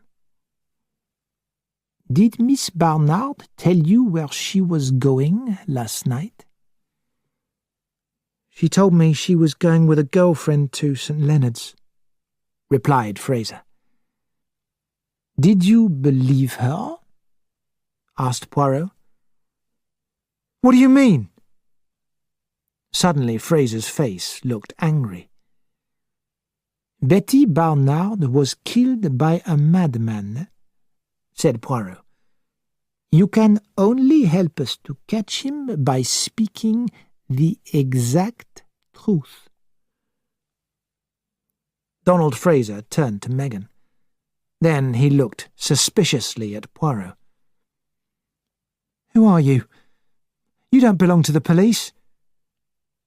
"I am better than the police," said Poirot simply.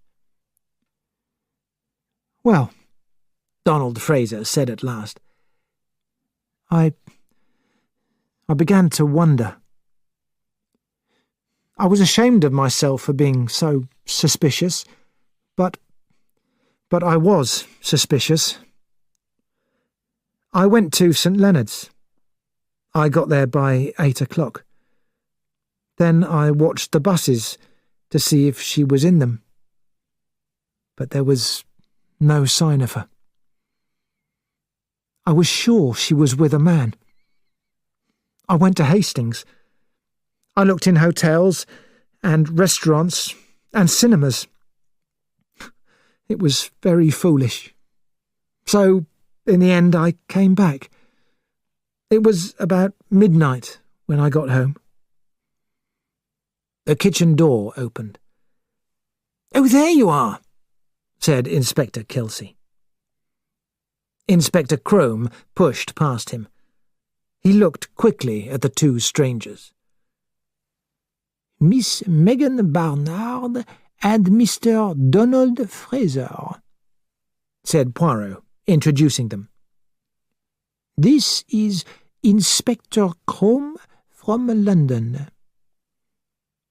Turning to the inspector, he said, "While you were upstairs, I was talking to Miss Barnard and Mr. Fraser to see if they could tell me anything which would help us." "Oh, yes," said Inspector Crome, not really listening to Poirot. Poirot went out into the hall, and I followed him. "Have you had any new ideas about the crimes?" I asked him. "Only that the murderer is a surprisingly kind sort of person," said Poirot. I had no idea what Poirot meant, but I did not say anything. Chapter 6. The Third Letter. This murder is worse because it's mad.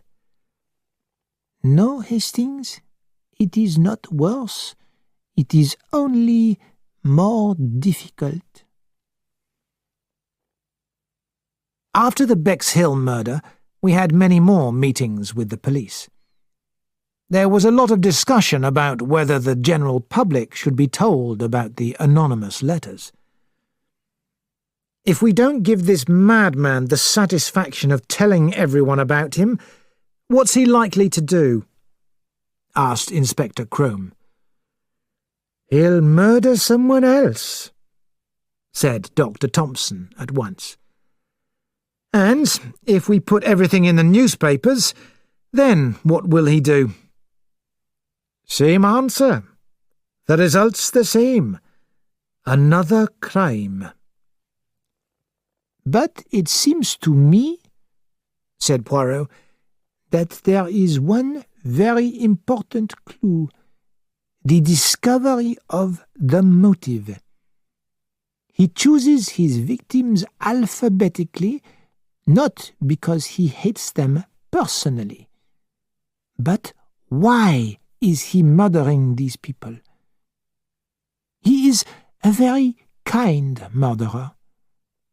The police didn't arrest Franz Asher for the murder of his wife and Donald Fraser for the murder of Betty Barnard because ABC wrote those warning letters." I remember well the arrival of ABC's third letter. It was a Friday. The evening post came at about 10 o'clock. When we heard the postman's step, I went along to the letterbox. There were 4 or 5 letters, I remember. The last one was addressed in printed letters. I opened it quickly and took out the printed piece of paper inside. "Poor Mr. Poirot, you aren't as good at these little criminal matters as you thought, are you? Let us see if you can do any better this time. This time it's easy. Churston on the 30th. Do try and do something about it. It's a bit boring for me when everything goes so easily, you know. Good hunting, ever yours, ABC." "Churston," I said, jumping to get our own ABC. "Let's see where it is."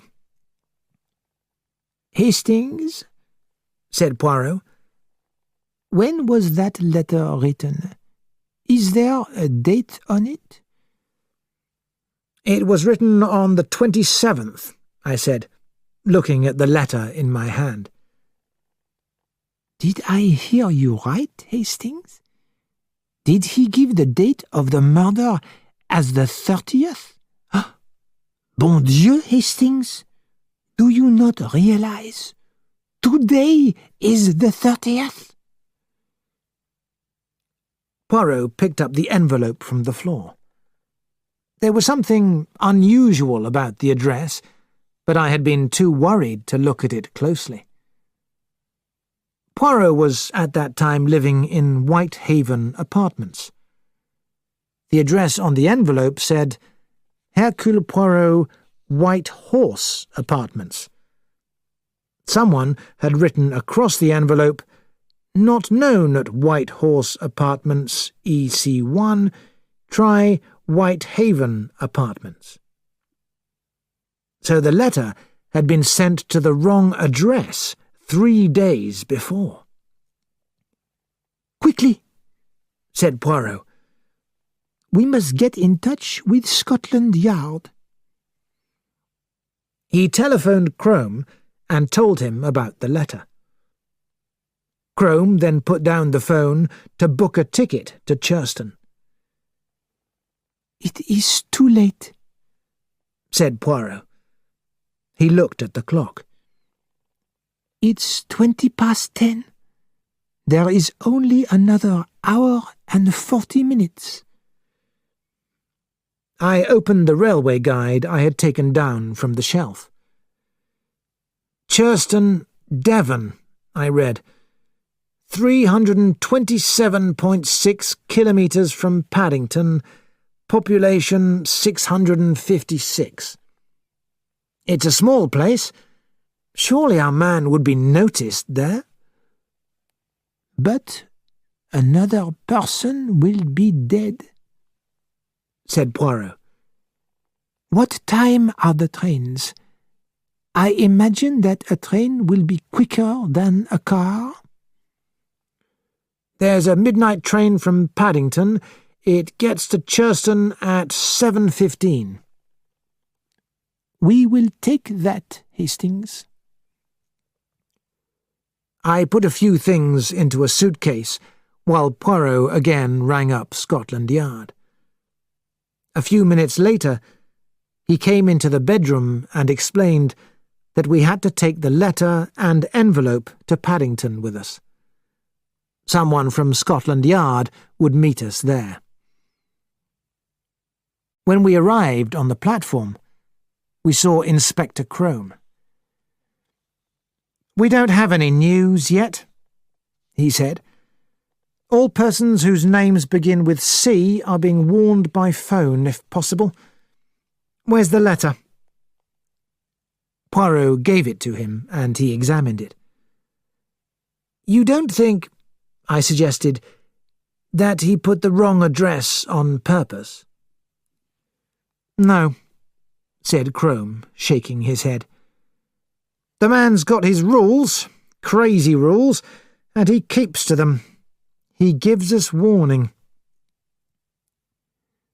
The inspector we found was travelling by the same train. Just as the train was leaving the station, we saw a man running down the platform. He reached the inspector's window and called up something. Poirot and I hurried down the train. "You have news, yes?" asked Poirot. Crome said quietly, "It's very bad. Sir Carmichael Clark has been found murdered." Sir Carmichael Clark was quite famous. He had been a throat specialist, but had retired. He was rich and owned one of the best-known collections of Chinese art. He was married, but had no children, and lived in a house he had built for himself near the Devon coast. "Eh bien," said Poirot, "the whole country will look for ABC." "Unfortunately," I said, "that's what he wants." "True, but he may become careless." "How strange all this is, Poirot," I said. Do you know, this is the first crime of this kind that you and I have worked on together. All our murders have been, well, private murders. This murder is worse because it's mad. No, Hastings, it is not worse. It is only more difficult. It should be easier to discover because it is mad. This alphabetical business, if I could understand the idea, then everything would be clear and simple. These crimes must not continue. Soon I must see the truth. Go, Hastings, get some sleep. There will be a lot to do tomorrow. Churston is near the town of Torquay. Until about 10 years ago, there was only countryside around it. But recently, small houses and new roads had appeared. Sir Carmichael Clark had bought land with an open view of the sea and built a house. It was modern and not large, but quite attractive. A local police officer, Inspector Wells, met us at the station and told us what had happened. Sir Carmichael Clark, it seemed, had been in the habit of taking a walk after dinner every evening. But at some time after 11, he had still not returned. It was not long before his body was discovered. He had been hit on the back of the head with something heavy. An open ABC had been placed face down on the dead body. We arrived at Coomside, Sir Carmichael's house, at about 8 o'clock. The door was opened by a manservant. His hands were shaking, and he looked very upset. "Good morning, Deverell," said the police officer. "These are the gentlemen from London." "This way, gentlemen," said Deverell. He showed us into a long dining room where breakfast was laid. "I'll get Mr. Franklin." A minute later, a big, fair-haired man with a sunburnt face entered the room. This was Franklin Clark, the dead man's only brother. Inspector Wells introduced us to him. Franklin Clark shook hands with each of us in turn. "Let me offer you some breakfast," he said. "We can talk as we eat." We ate the excellent breakfast and drank coffee. "Inspector Wells told me everything last night," said Franklin Clark. "Is it really right, Inspector Crome, that my poor brother is the victim of a mad killer, that this is the third murder, and that in each case an ABC railway guide has been left beside the body?" "That's right, Mr. Clark." "But why? What possible advantage can there be for the murderer?" "It won't help us if we look for motives now, Mr. Clark," said Inspector Crome. "We need a few facts. Your brother was the same as usual yesterday? He received no unexpected letter, nothing to upset him?" "No, he was quite as usual." "Not upset or worried in any way?" "Excuse me, Inspector, I didn't say that. It was normal for my poor brother to be upset and worried.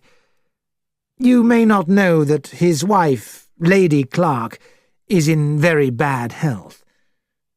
She is suffering from a terrible illness and will not live for long. My brother is very worried about her. I returned from the East not long ago, and I was shocked at the change in him." "Imagine, Mr. Clark, that you found your brother shot with a gun beside him. What would you think?" asked Poirot. "I would think that he killed himself," said Clark. "But he didn't kill himself," said Crome. "Now, I believe, Mr. Clark, that it was your brother's habit to go for a walk every evening?" "Quite right. He always did." "I suppose a stranger would be easily noticed around here?" "No. In August, many tourists come here in cars and buses, and on foot, unfortunately. You've no idea how beautiful and peaceful this part of the world is in June and at the beginning of July."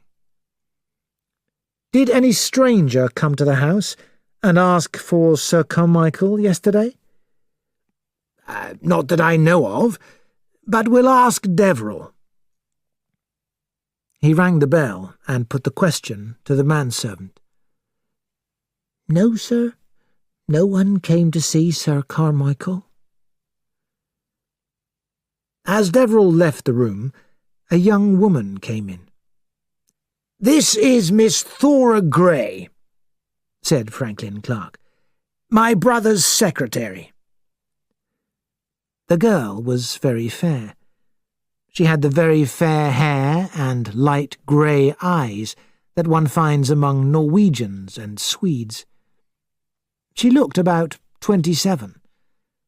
Clark brought her a cup of coffee, but she refused any food.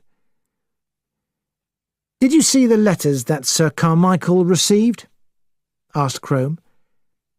"I suppose he never received a letter or letters signed ABC?" "ABC?" She shook her head. "No, I'm sure he didn't." "He didn't say he had noticed anyone during his evening walks recently? Have you yourself noticed any strangers?" "No. Of course there are a lot of people here at this time of year." Inspector Crome asked to be shown the path of Sir Carmichael's nightly walk. Franklin Clark led the way, and we followed. Thora Grey and I were walking a little behind the others. "I expect this has been a terrible shock to his wife," I said. "Lady Clark is usually drugged. She doesn't know what's happening for a lot of the time," replied Miss Grey. We went out through the garden gate, and then along a small path leading down to the sea. Suddenly, we came out to a place covered with grass which looked out over a beach of white stones. All around it, dark green trees ran down to the sea. It was a beautiful place, white, deep green, and bright blue. "This was my brother's evening walk," said Clark. "He came here, then back up the path. Then he went across the fields back to the house." We continued and came to a place near some trees, halfway across the field where the body had been found. "The murderer probably stood here in the shadow," said Crome. "Your brother almost certainly noticed nothing until he was struck down." We went back to the house. As we climbed up the stairs, the doctor came out of a room where the body had been taken, with a black bag in his hand. "It's a very simple case," he said. "He didn't suffer. Death happened immediately. I'll just go and see Lady Clark." A hospital nurse came out of another room, and the doctor joined her. We went to look at Sir Carmichael's body, and came out again quickly. Miss Grey was standing at the head of the stairs. She looked upset. Miss Gray—" I stopped. "Is anything the matter?" "I was thinking," she said, "about about the next murder. Something must be done. It has to be stopped." Clark came out of a room behind me. "What has to be stopped, Thora?" "These awful murders." "Yes, I want to talk to Monsieur Poirot sometime. Is Crome any good?" I replied that he was supposed to be a very clever officer. "He has the look of a man who knows everything," said Clark. "But what does he know? Nothing. I've got a plan, but we'll talk about that later."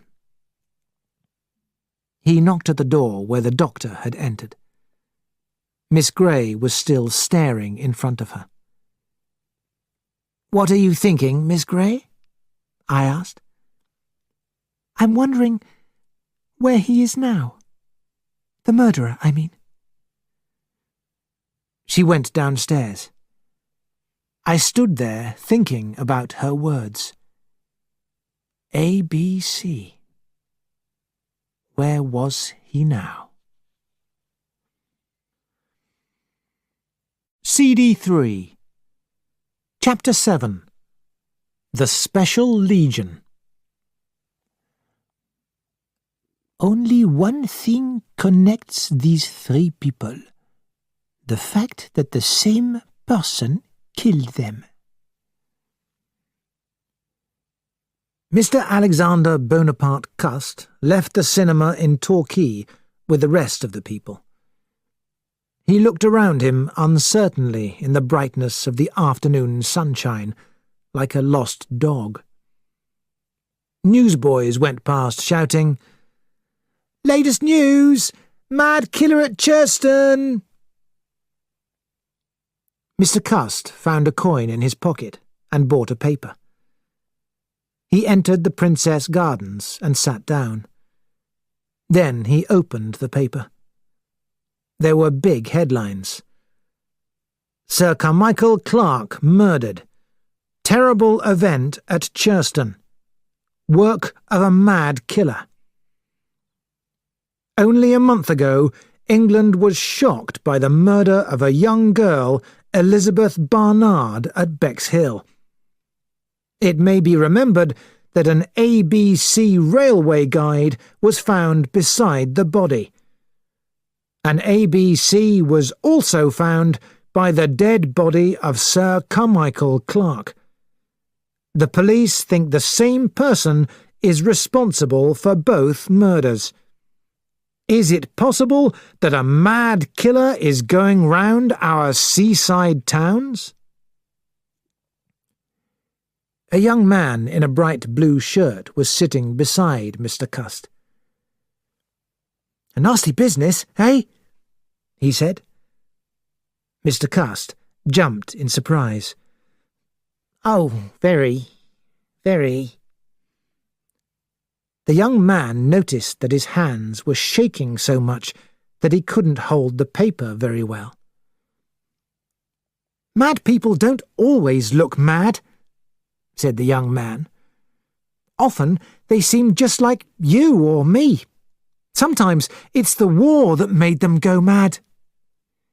I expect you're right." "I don't agree with wars," said the young man. "They should be stopped." Mr. Cust laughed. He laughed for some time. The young man was worried. "He's a bit mad himself," he thought. "Sorry, sir," he said. "I expect you were in the war." "I was," said Mr. Cust. "My head's never been right since. It aches, you know. It aches terribly. Sometimes I don't know what I'm doing." The young man went away quickly. Mr. Cust stayed with his paper. He read it and read it again. People passed backwards and forwards in front of him. Most of them were talking about the murder. Police are sure to get him. Say he may be arrested at any time now. Quite likely he's in Turkey. Mr. Cust laid the paper on the seat. Then he got up and walked towards the town.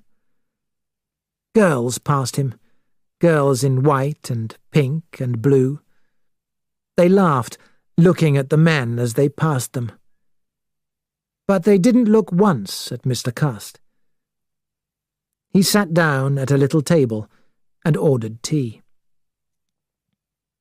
After the murder of Sir Carmichael Clarke, the ABC murders were in every newspaper. The Andover murder was now connected with the other two. Scotland Yard believed that the best chance of catching the murderer was to make the murders as public as possible. The population of Great Britain turned into private detectives looking for the murderer. One newspaper wrote, "He may be in your town." The newspapers printed the letters that had been sent to Poirot. Newspaper reporters kept asking Poirot for interviews. Scotland Yard were very active, working hard to check the smallest clues. They questioned people in hotels and guest houses. They listened to hundreds of stories from imaginative people and checked them to see if they were true. But Poirot seemed to me strangely inactive. Sometimes we argued. "But what do you want me to do, my friend?" Poirot said. "The police can question people better than I can. All the time, while I seem to be doing nothing, I am thinking.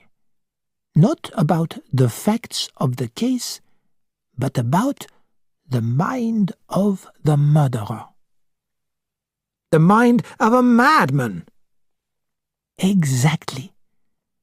When I know what the murderer is like, I shall be able to find out who he is. And all the time I learn more. After the next crime—" "Poirot!" "But yes, Hastings, I think it is almost certain there will be another crime. Our unknown killer has been lucky.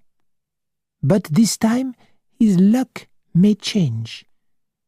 And after another crime we shall know a lot more. I shall not know his name and address, but I shall know what kind of a man he is. Now I am going to do something which will please you." Poirot continued. "It will mean a lot of conversation. I want to find out more information from the friends, relatives, and servants of the victims." "Do you suspect them of hiding things?" "I don't think they meant to hide information. But at the time of a murder, people talk about only what they think is important. Quite often, they think wrong. And by discussing a certain event or a certain person again and again, they may remember extra details." "It did not seem to me to be a very good idea." "You do not agree with me?" said Poirot. "Then a servant girl is cleverer than you." He handed me a letter. It was clearly written. "Dear Sir, I hope you don't mind me writing to you. I have been thinking a lot since those awful 2 murders, like poor aunties. I saw the young lady's picture in the paper, the sister of the young lady who was killed at Bexhill. I wrote to her to tell her I was coming to London and asked if I could come to her. Perhaps if we talked about it together, we might find out something. The young lady wrote back to me and suggested I might write to you. She said she'd been thinking the same. She said we ought to work together. So I'm coming to London, and this is my address. Yours, Mary Drower. Mary Drower, said Poirot, is a very intelligent girl. He picked up another letter. It was a note from Franklin Clark, saying that he was coming to London. He would visit Poirot the following day. Do not worry, mon ami, said Poirot. There will be action. Franklin Clark arrived at 3 o'clock on the following afternoon. Monsieur Poirot, he said, I'm still not satisfied. I'm sure that Crome is a very good officer, but he annoys me. He seems to think he knows best. My idea is, Monsieur Poirot, that we mustn't delay. We've got to get ready for the next crime. I suggest that we form a kind of special legion of the friends and relatives of the murdered people. If we talk about things together, we might be able to find out something new. Also, when the next warning comes, one of us might recognize somebody who was near the scene of an earlier crime. My brother was a rich man, and he left me some money. I can pay for everything. So, I suggest the members of the Special Legion are paid for their services the same way as in a normal job. I suggest myself, Miss Barnard, and Mr. Donald Fraser, who was planning to marry the dead girl. Then there is a niece of the Andover woman. Miss Barnard knows her address. Nobody else? Well, Miss Gray. As he spoke her name, Franklin Clark suddenly looked much younger. He looked like a shy schoolboy. Yes, you see, Miss Gray worked for my brother for over 2 years. She knows the countryside and the people round there. I've been away for 1.5 years in China, looking for things for my brother's art collection. Very interesting, said Poirot.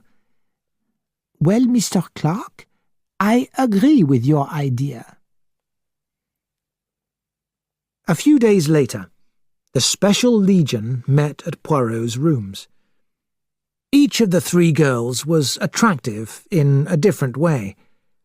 The fair beauty of Thora Gray, the dark looks of Megan Barnard, and Mary Drower with her pretty, intelligent face. The 2 men were also very different. Franklin Clark was big and talked a lot, and Donald Fraser was very quiet. Poirot made a little speech. Here we have 3 murders: an old woman, a young girl, an older man. Only one thing connects these 3 people: the fact that the same person killed them. This means that the same person was present in 3 different places and was seen by a large number of people. He is a madman, but he does not look like one. But he did not murder his victims by chance. He chose them on purpose. and he spent time finding out about the places where they lived before the murders. I refuse to believe that there is no clue which can help us find out who he is. One of you, or possibly all of you, knows something that they do not know they know. Words, said Megan Barnard. It's just words. It doesn't mean anything. Well, I think it's a good idea, said Mary Drower. When you're talking about things, you often seem to understand more clearly. Poirot asked everyone in turn to tell the others what they remembered of the time before the murder. First, Franklin Clark spoke, and then Thora Grey about Sir Carmichael Clark's last day. Next, Megan Barnard and Donald Fraser talked about Betty Barnard. Finally, Mary Drower spoke about the last letter she had received from her aunt. She said she wanted me to go to see her on my free day, and she said we'd go to the cinema. It was going to be my birthday, sir. Suddenly, Mary started to cry. You must forgive me, sir. I don't want to be silly. Crying's no good. It was the thought of her and me looking forward to our day out. I know just how you feel, said Franklin Clark. It's always the little things that upset you, like remembering a present or something fun. Megan said with a sudden warmth, That's true. The same thing happened after Betty died. Mum had bought some stockings for her as a present. Bought them the same day it happened. Poor Mum. She was so upset. I found her crying over them. She kept saying, I bought them for Betty, and she never even saw them. Her voice shook. She bent forward, looking straight at Franklin Clark. I know, he said. I know exactly. Aren't we going to make any plans for the future? Asked Thora Grey. Of course, said Franklin Clark. I think that when the fourth letter comes, we ought to work together. I could make some suggestions, said Poirot. I think it is just possible that the waitress Millie Higley might know something useful. I suggest 2 ways to find out. You, Miss Barnard, could start an argument with the girl.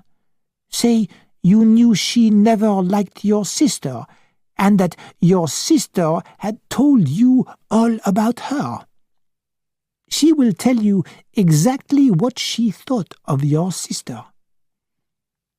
The other way is that Mr. Fraser could pretend to be interested in the girl.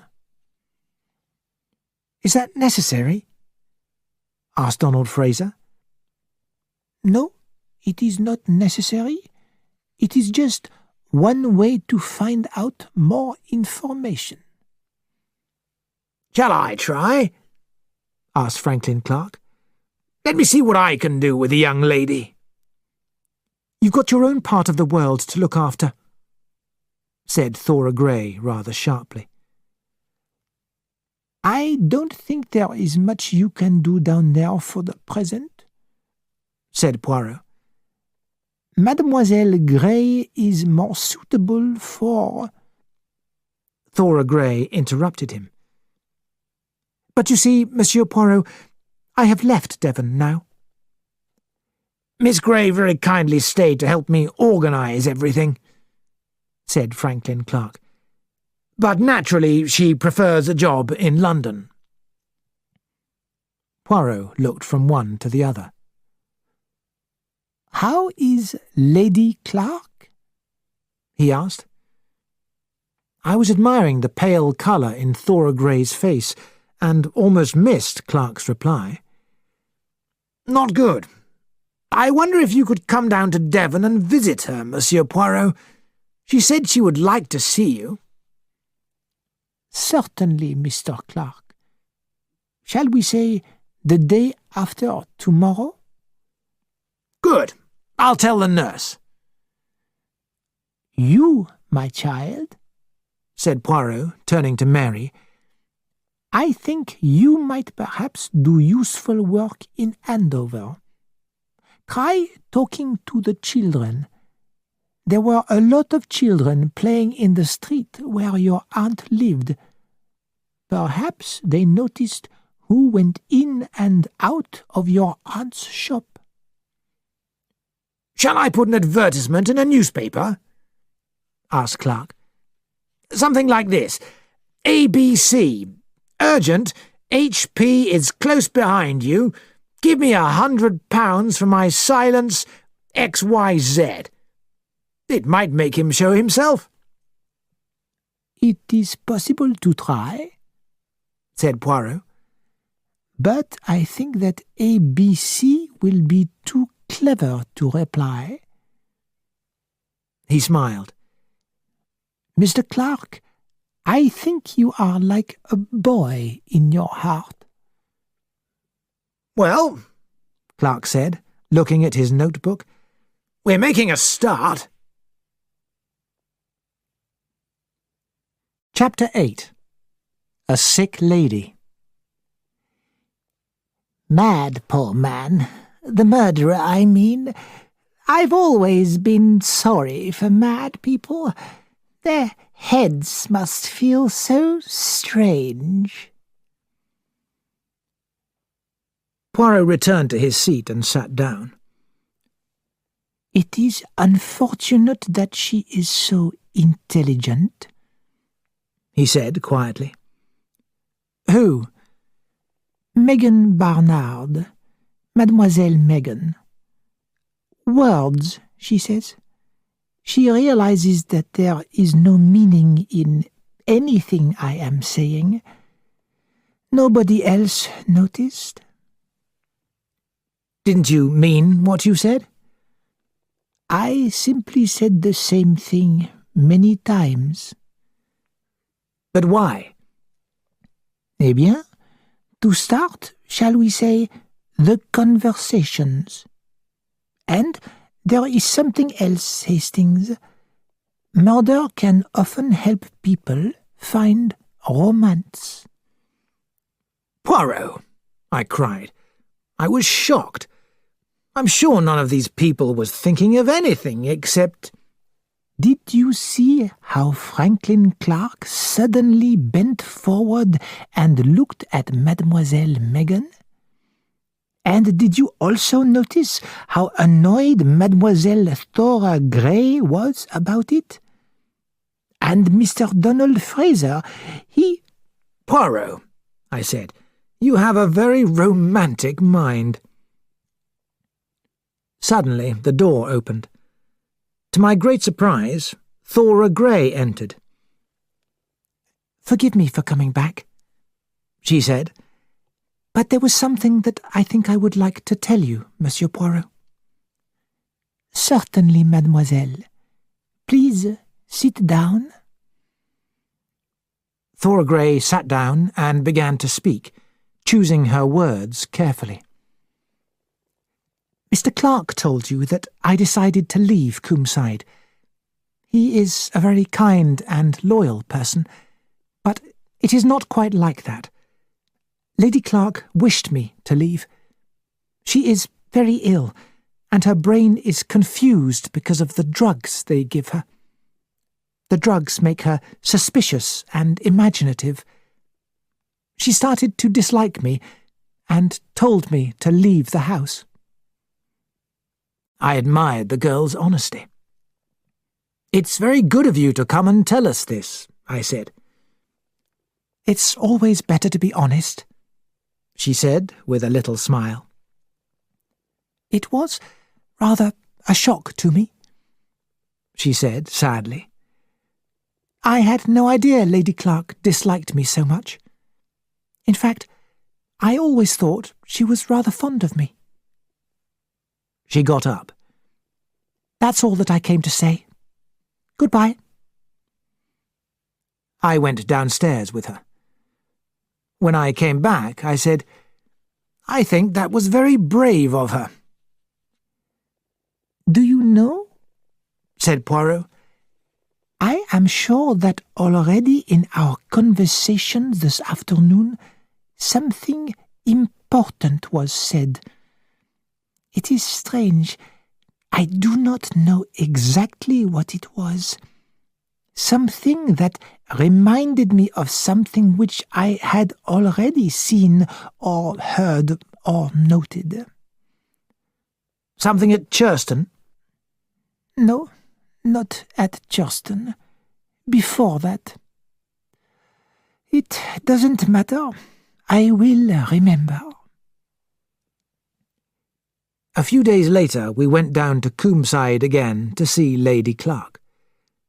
It was a September day at the beginning of autumn. There was a deep sadness surrounding the house. The downstairs rooms were closed. We were shown into a small room where a hospital nurse came to meet us. "Monsieur Poirot," she asked, "I'm Nurse Capstick." "How is Lady Clark?" asked Poirot.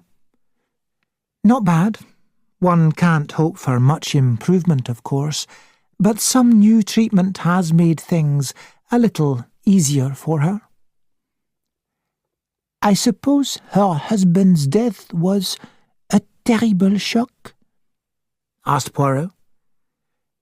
"Well, Monsieur Poirot," said the nurse, "Lady Clark doesn't always know what's happening because of the drugs." "Was she and her husband very fond of each other?" "Oh, yes, they were a very happy couple. He was very worried and upset about her, poor man. But he was often busy with his art collection. Miss Gray helped him with that." "Oh, yes, Miss Gray. She has left, has she not?" "Yes, I'm very sorry about that. Sometimes ladies get strange ideas when they're not well." She led us upstairs to a room on the first floor. It had been a bedroom, but was now a cheerful-looking sitting room. Lady Clark was sitting in a big armchair near the window. She was very thin, and her face had the grey look of one who suffers much pain. "This is Monsieur Poirot, who you wanted to see," said Nurse Capstick. "Oh, yes, Monsieur Poirot," said Lady Clark, giving him her hand. "My friend Captain Hastings, Lady Clark." "How do you do? So good of you both to come." We sat down. There was a silence. "It was about Carr's death, wasn't it?" said Lady Clark at last. "Oh, yes, I told Franklin to ask you to come. I hope Franklin isn't going to be foolish. Men are so easily fooled. They're like boys, especially Franklin." "Did you want to say something about your husband's death?"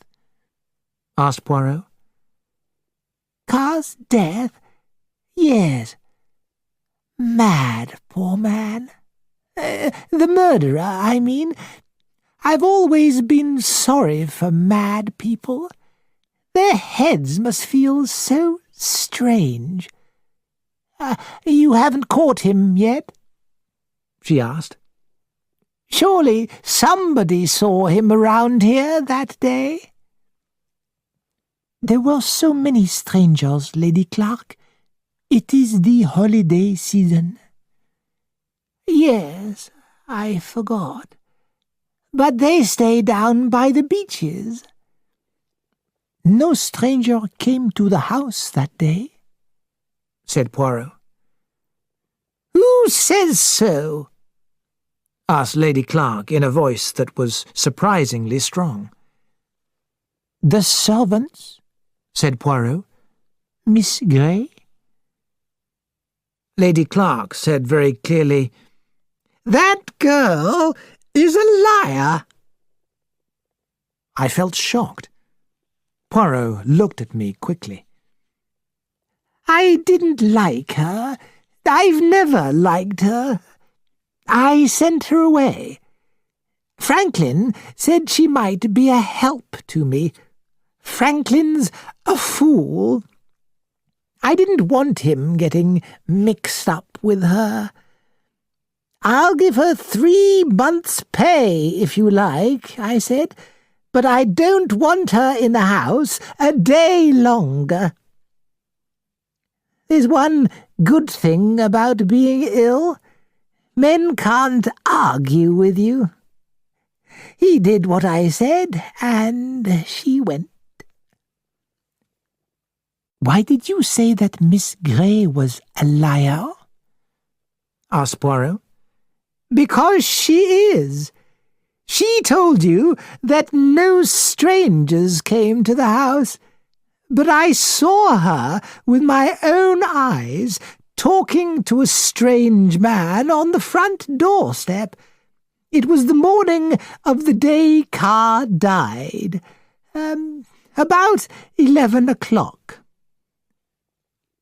"What did this man look like?" "An ordinary sort of man, nothing special." A look of pain came over her face. "Please, you must go now. I'm a little tired." "That's a very strange story," I said to Poirot as we travelled back to London. "About Miss Grey and a strange man." "You see, Hastings, there is always something to be found out." "Why did the girl lie about it and tell us she had seen no one?" "The easiest way to answer the question is to ask her." "It's unbelievable that a girl like her would help a madman." "Exactly. So I do not believe it." "Lady Clark doesn't like her because she's good-looking," I said. "Perhaps Lady Clark is right," said Poirot.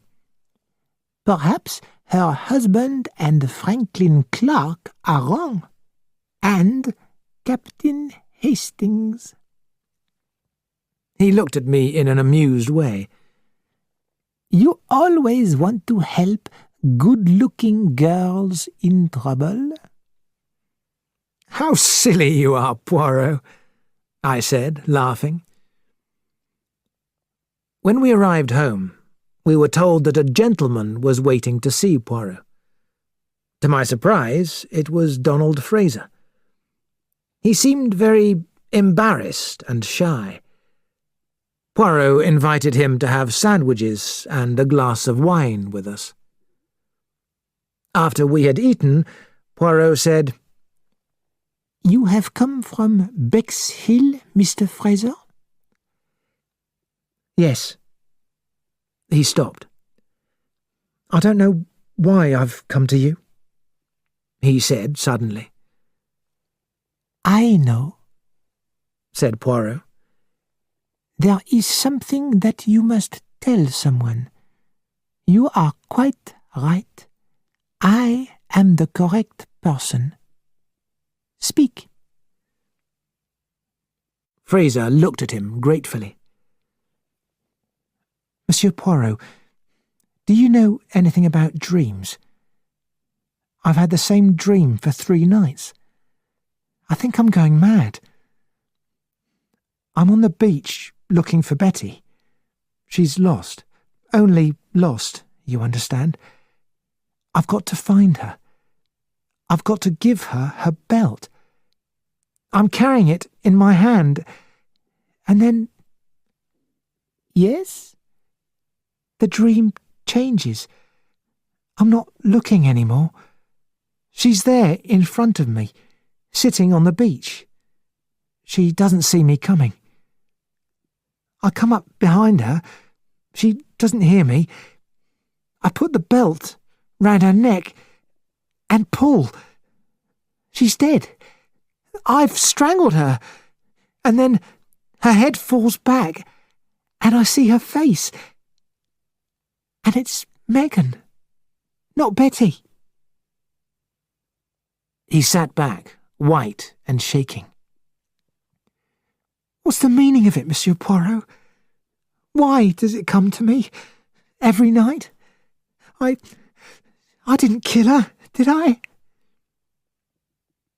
I don't know what Poirot answered, because at that moment I heard the postman's knock. I left the room and went to the letterbox. Then I rushed back into the living room. "Poirot," I cried, "it's come. The 4th letter." He jumped up and took it from me. Then he opened it with his paper knife. He spread it out on the table. The 3 of us read it together. "Still no success?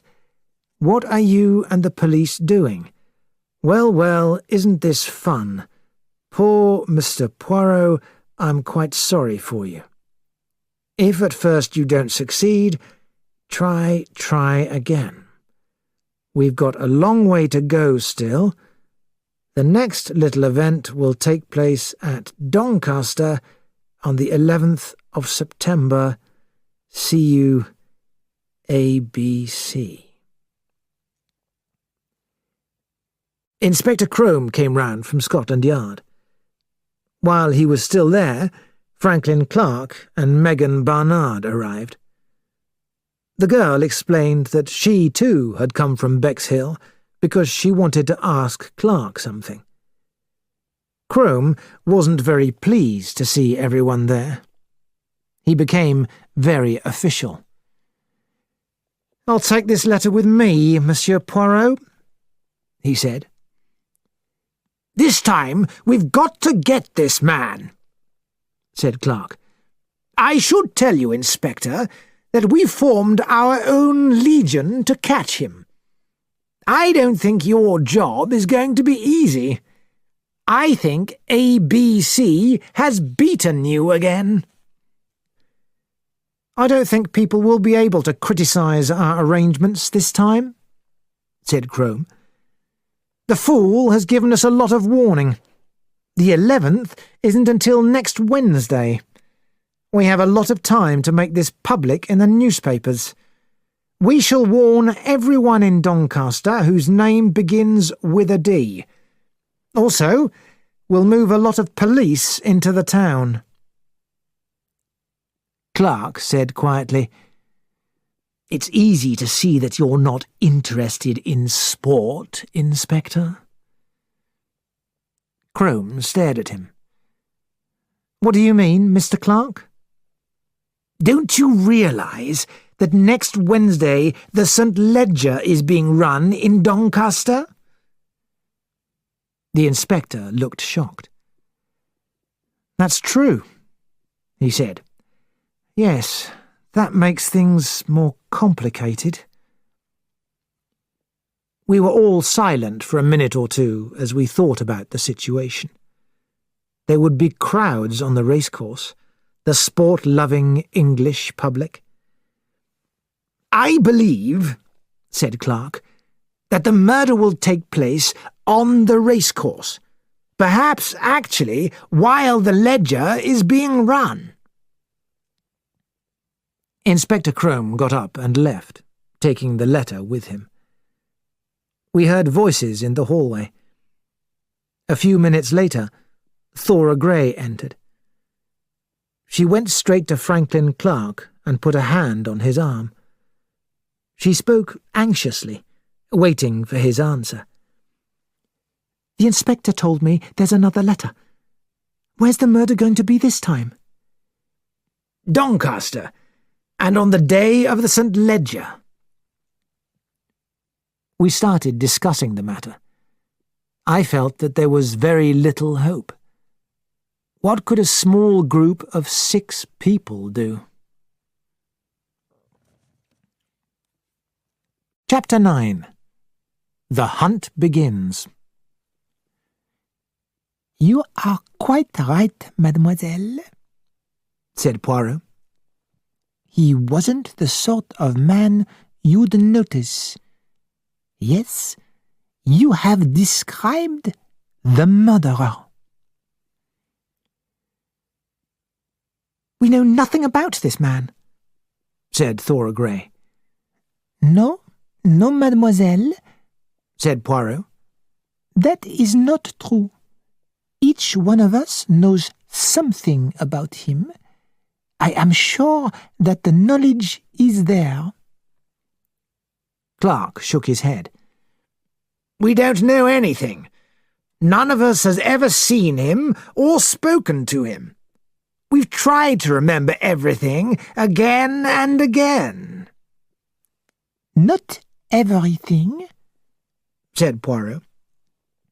"For example, Miss Grey told us that she did not see or speak to any stranger on the day that Sir Carmichael was killed." Thora Grey nodded. "That's quite right." "Is it? Lady Clark told us, mademoiselle, that from her window she saw you standing on the front doorstep talking to a man." "She saw me talking to a strange man?" The girl seemed very surprised. "Lady Clark has made a mistake. I never—" "Oh, I remember now. How stupid. But it wasn't important. Just one of those men who come round selling stockings. I was crossing the hall when he came to the door." Poirot put his hands to his head. Everyone stared at him. "Stockings," he said quietly. "Stockings. It is the connection. 3 months ago, the other day, and now. Bon Dieu, yes." He sat up straight and looked at me. "You remember, Hastings, in the shop at Andover? We went upstairs. On a chair in the bedroom was a pair of new stockings. And you, mademoiselle?" He turned to Megan. "You spoke of your mother who cried because she had bought your sister some new stockings on the day of the murder." He looked round at us all. "You see? It is the same thing repeated 3 times. That cannot be coincidence. Remember Mrs. Asher's neighbor, Mrs. Fowler? She talked about people who were always trying to sell you things, like stockings. Tell me, mademoiselle," he said to Megan. "It is true, is it not, that your mother bought those stockings from someone who came to the door?" Yes, she did. I remember now." "But what's the connection?" cried Franklin Clark. "I tell you, my friends, it cannot be coincidence. 3 crimes, and each time a man visits the area selling stockings." He turned to Thora. "Describe this man," he said. She looked at him. "I can't. I don't know how. He had glasses, I think, and an old coat. He wasn't the sort of man you'd notice." "You are quite right, mademoiselle," said Poirot. "He wasn't the sort of man you'd notice. Yes, you have described the murderer." Mr. Alexander Bonaparte Cust sat without moving. His breakfast lay cold and untasted on his plate. He was reading a newspaper with great interest. Suddenly, he got up, walked up and down for a minute, then sat down again on a chair by the window. He rested his head in his hands. He didn't hear the sound of the opening door. Mrs. Marbury, the owner of the building, stood in the doorway. "What's the matter, Mr. Cust? You haven't touched your breakfast. Is your head hurting you again?" "No, yes. I just feel a little unwell." "Well, I'm sorry. You aren't going to go away today, then?" Mr. Cust jumped up quickly. No, I have to go. It's business. Very important business." His hands were shaking. "I'm going to Cheltenham." He said the word so strangely that Mrs. Marbury looked at him in surprise. "Cheltenham's a nice place," she said conversationally. She bent down and picked up the newspaper, which was lying on the floor. "The newspapers are full of these murders," she said. "Doncaster, that's the place he's going to carry out his next murder. And tomorrow is the races too. They say that hundreds of police are being brought in. Mr. Cust, you do look bad. Really, you oughtn't to go travelling today." "It's necessary, Mrs. Marbury. When I've promised to do something, I always do it. It's the only way to succeed in business." "But if you're ill—" "I'm not ill, Mrs. Marbury. Just a little worried about personal matters. I slept badly. I'm really quite all right." Mrs. Marbury picked up the breakfast things and left the room. Mr. Cust took out a suitcase and packed some clothes. Then he unlocked a cupboard. He took out about 12 flat boxes and put them in the suitcase too. Lily, Mrs. Marbury's daughter, came out of another room. "Where are you going this time, Mr. Cust?" she said. "To the seaside again?" No, Cheltenham." "Well, that's nice too, but not quite as nice as Torquay. I want to go there for my holiday next year. You were probably quite near where the murder was, the ABC murder. It happened when you were down there, didn't it?" Yes, but Churston's 10 or 11 kilometres away." "How exciting! Perhaps you passed the murderer on the street." "Yes, perhaps," said Mr. Cust. He smiled a strange smile. "Oh, Mr. Cust, you don't look well," said Lily. "I'm quite all right, quite all right. Goodbye, Miss Marbury." He picked up his suitcase and hurried out of the front door. "Funny old thing," said Lily Marbury to herself. "He looks half mad." Inspector Crome said to his assistant, "Get me a list of all the companies who make stockings, and I want a list of all their agents who go to people's houses selling the stockings." "Is this for the ABC case, sir?" asked the assistant. "Yes, one of Hercule Poirot's ideas." The inspector's voice was not very enthusiastic. "It's probably not important, but we have to check everything." "Right, sir. Mr. Poirot's done some good work in the past, but I think he's a bit old now, sir." "He loves to get attention," said the inspector. "But he's not as clever as he wants people to think. Now, the arrangements for Doncaster. Lily Marbury was dancing with her boyfriend, Tom Hartigan. As they danced, they talked. "I saw old Mr. Cust this morning," said Tom. "At Euston Station. He was looking lost as usual. First he dropped his paper, and then he dropped his ticket. I picked it up. He thanked me, but I don't think he recognised me." "Did you say Euston or Paddington?" asked Lily.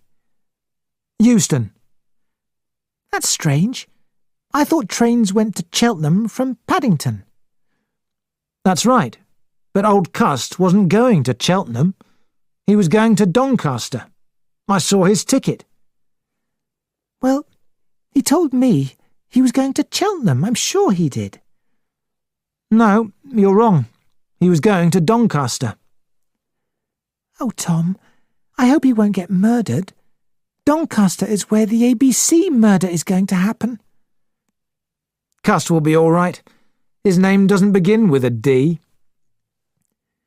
"He was down near Churston at Torquay when the last murder happened." "Was he? That's a coincidence, isn't it?" Tom laughed. "He wasn't at Bexhill before that, was he?" "He was away. Yes, I remember he was away," said Lily, "because he forgot his swimsuit. Mother was mending it for him." "Well, if he wanted his swimsuit, he was at the seaside." "Lily," said Tom, with an amused look, "perhaps old Mr. Cust is the murderer." "Mr. Cust wouldn't hurt anything or anyone," laughed Lily. They continued to dance. Doncaster. I shall, I think, remember the 11th of September all my life. We were all there at the St. Leger. Poirot, myself, Clark, Fraser, Megan Barnard, Thora Gray, and Mary Drower. But what could any of us do? Thora Gray was the only person who might be able to recognise the murderer. She wasn't calm and quiet now. She was almost crying, and her hands were shaking. "I never really looked at him," she said. "What a fool I was. Even if I see him again, I might not recognise him. I've got a bad memory for faces." Poirot put his hand gently on her shoulder. "Now, little one, don't be upset," he said kindly. "If you see this man, you will recognise him. We have had a lot of bad luck, and our murderer has had a lot of good luck. But now I believe that our luck has changed. The clue of the stockings is the beginning. Now everything will go wrong for him. He too will begin to make mistakes." We had agreed that we would walk round as many streets as possible, and later position ourselves in different parts of the racecourse. I had suggested that I should go with one of the ladies, and Poirot had agreed with my idea. The girls went to put on their hats. Franklin Clark started to talk to Poirot. "Listen, Monsieur Poirot, you went down to Churston, I know, and saw my brother's wife. Did she say... did she suggest—" He stopped, embarrassed. Poirot looked at him with an innocent face. "Did she suggest what?" Franklin Clark's face was rather red. "It's about Thora, Miss Gray," he said. Poirot looked surprised. "Lady Clark got certain ideas in her head. You see, Thora, Miss Gray, is rather a good-looking girl, and Lady Clark became jealous. After Carr's death, she got very upset. Of course, it's partly the illness and the drugs. My brother always said that Miss Grey was the best secretary he ever had. And he was very fond of her, too. But there wasn't any romantic relationship between them. Look." He put his hand in his pocket. "Here's a letter I received from my brother when I was in Asia." You may remember Thora Grey. She is a dear girl and a great help to me. She loves beautiful things and shares my enthusiasm for Chinese art. I was very lucky to find her. No daughter could be closer to me." "You see," said Franklin, "my brother thought of her like a daughter. I wanted to show you this because I didn't want you to get the wrong idea about Thora from anything that Lady Clark said." Poirot returned the letter. "You can be sure," he said, smiling, "that I never allow myself to get the wrong idea from anything that anyone tells me. I form my own judgments." The girls came back, and we left the room. Then Poirot called me back.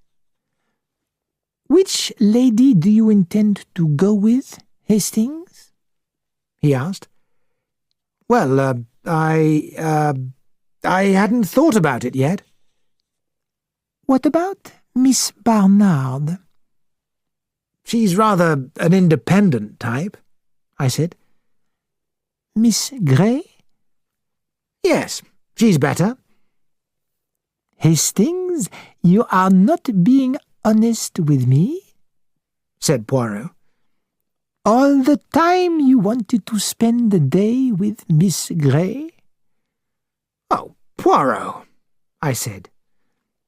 "I am sorry to upset your plans," said Poirot, "but I request you to go with Mary Drower, and I must ask that you do not leave her." "But, Poirot, why?" "Because, my dear friend, her name begins with a D. We must be very careful." I realized that Poirot was right. If ABC hated Poirot, he might be watching his movements. He might kill Mary Drower to show Poirot that he was cleverer than my friend. I promised to do as Poirot asked. CD 4 Chapter 10 Death at the Cinema. He put his hand in his pocket and brought out something. A long, thin knife that was sticky and red. Mr. Ledbetter was at the Regal Cinema in Doncaster. At the most exciting part of the film, the man next to him got up and pushed past him. Then he dropped his hat over the seat in front and bent over to get it back. Mr. Ledbetter was very annoyed. He had looked forward to seeing this film for a whole week. Why couldn't people wait until the end of a film? The annoying gentleman went out. Mr. Ledbetter watched the film happily until the end. When the lights went up, he got up slowly. He never left the cinema very quickly. He looked around. There weren't many people this afternoon. Naturally. It was the day of the St. Leger, and they were all at the races. Everyone was hurrying towards the exit. Mr. Ledbetter started to follow. The man in the seat in front of him was asleep. "Excuse me, sir," said a man who was trying to get past the sleeping gentleman. Mr. Ledbetter reached the exit. He looked back. Something seemed to be happening. Perhaps the man in front of him was drunk and not asleep. He stopped for a moment and then went out. The manager was saying to the man who had tried to get past, "He's ill."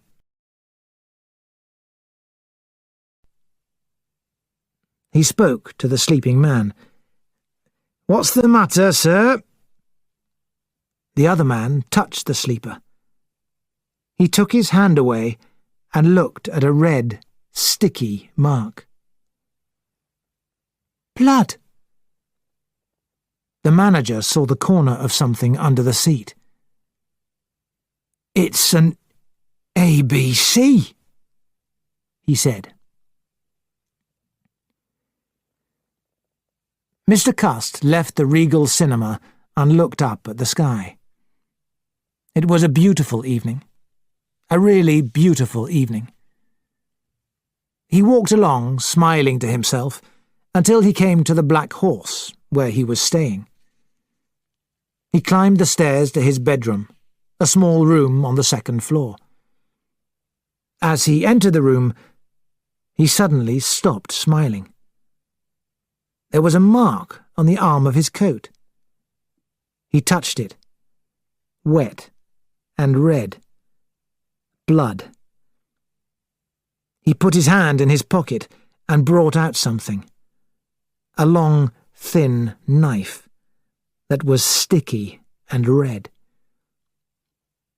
Mr. Cust sat down and looked around the room like a hunted animal.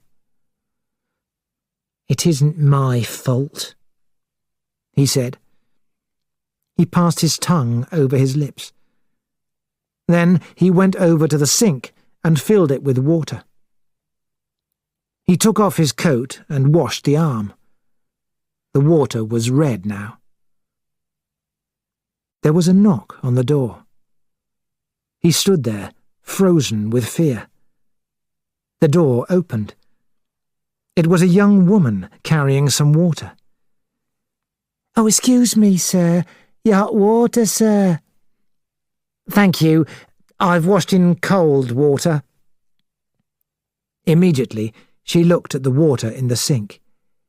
I've cut my hand," said Mr. Cust quickly. There was a pause. Yes, surely a very long pause, before she said, "Yes, sir." She went out, shutting the door. Mr. Cust stood and listened. Were there voices, feet coming up the stairs? He could hear only the beating of his own heart. Then suddenly, he moved. He put on his coat, went to the door, and opened it. There was no one outside. He went quietly down the stairs. He ran out of the door that opened onto the hotel car park. A couple of drivers were there, talking about the races. Mr. Cust hurried across the car park and out into the street. Should he go to the station? Yes, there would be crowds there, special trains. With a bit of luck, he could get away. Inspector Crome was interviewing Mr. Ledbetter. The Chief Constable, Colonel Anderson, was there too. "Please tell me everything clearly," said Crome. "This man went out towards the end of the main film. As he passed you, he fell." "He pretended to fall. I understand it now. He bent over the seat in front to pick up his hat. He surely stabbed the man then. Then he went out." "Can you describe him?" "He was a very big man." "Fair or dark?" Well, I'm not exactly sure. He was an ugly-looking man." Inspector Crome nodded.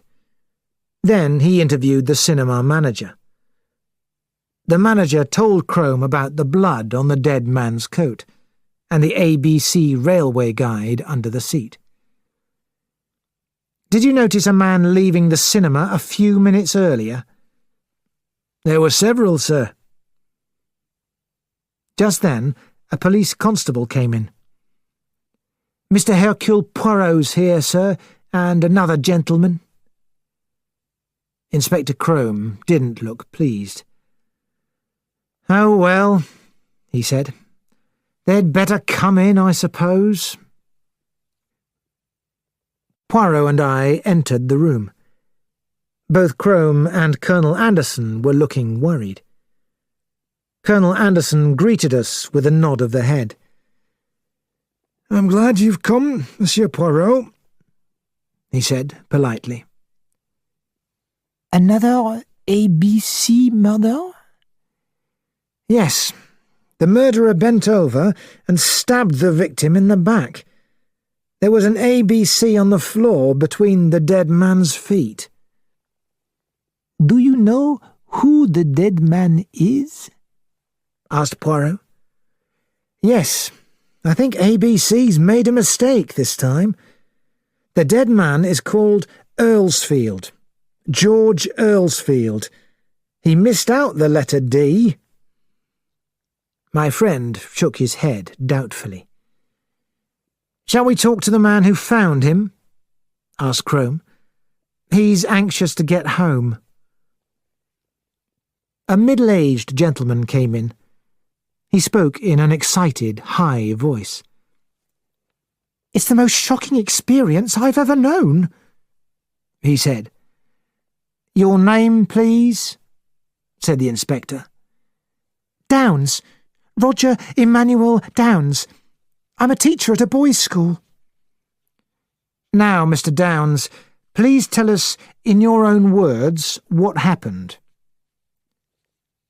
"At the end of the film, I got up from my seat. The seat on my left was empty, but in the seat next to that there was a man who seemed to be asleep. I realised that he was ill, and I called out, 'Fetch the manager!'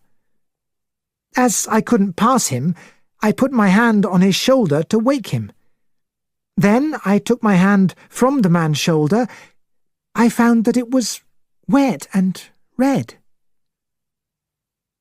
Colonel Anderson was looking at Mr. Downs. "Mr. Downs, you're a very lucky man. You're about the same height as the dead man.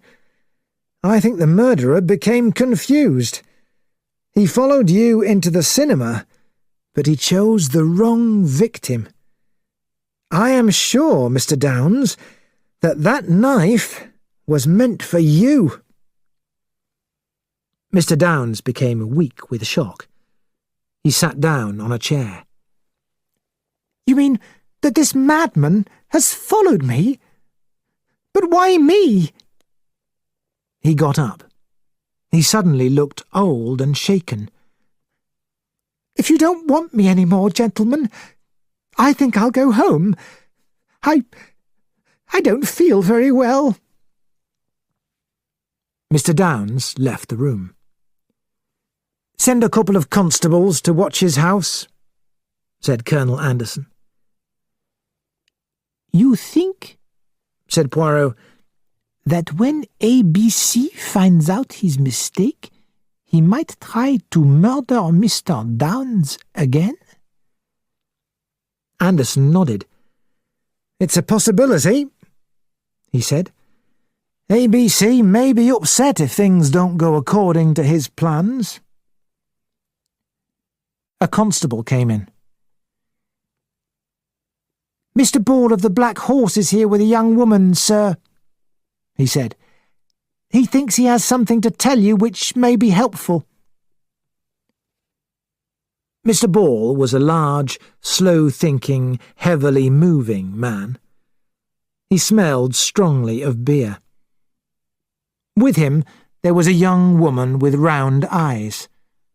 She seemed to be very excited.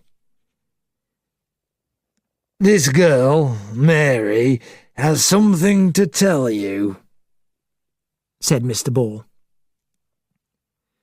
Mary told us that she had taken hot water to one of the hotel guests in his room.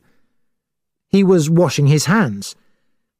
He had taken his coat off and was holding the arm of it in the water in the sink. The coat was wet, and the water in the sink was red.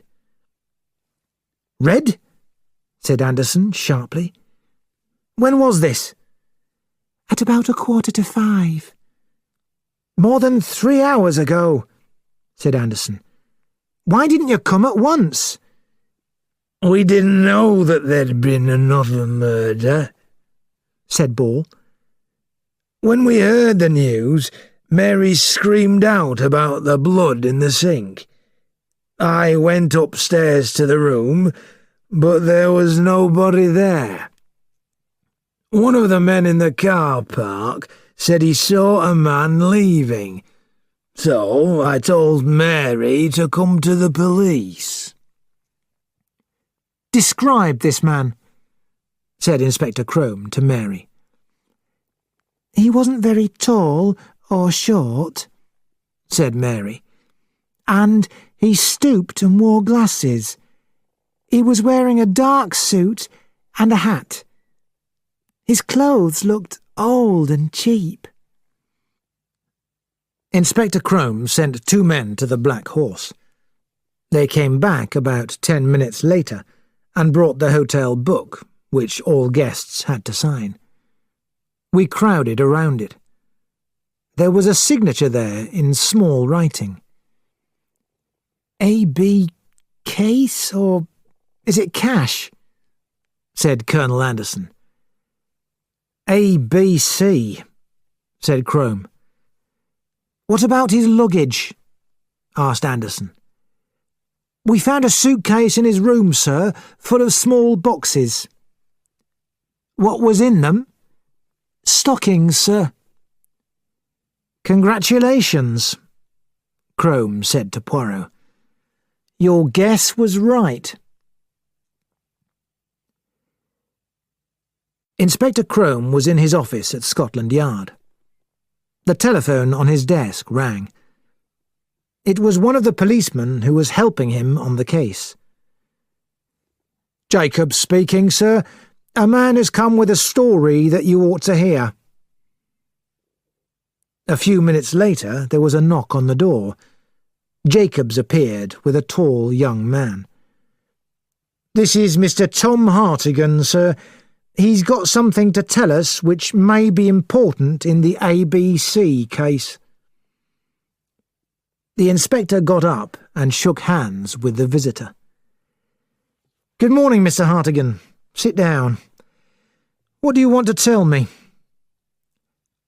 "Well," began Tom nervously, "I've got a young lady friend, you see, and her mother rents out rooms in her house. One of the rooms has been rented for over 2 years to a man called Cust." Tom told the inspector about his meeting with Mr. Cust at Euston Station, and the ticket for Doncaster which Mr. Cust had dropped. "Lily, my young lady, also told me that Mr. Cust was near Churston at the time of the murder, and at the seaside when the Bexhill murder happened.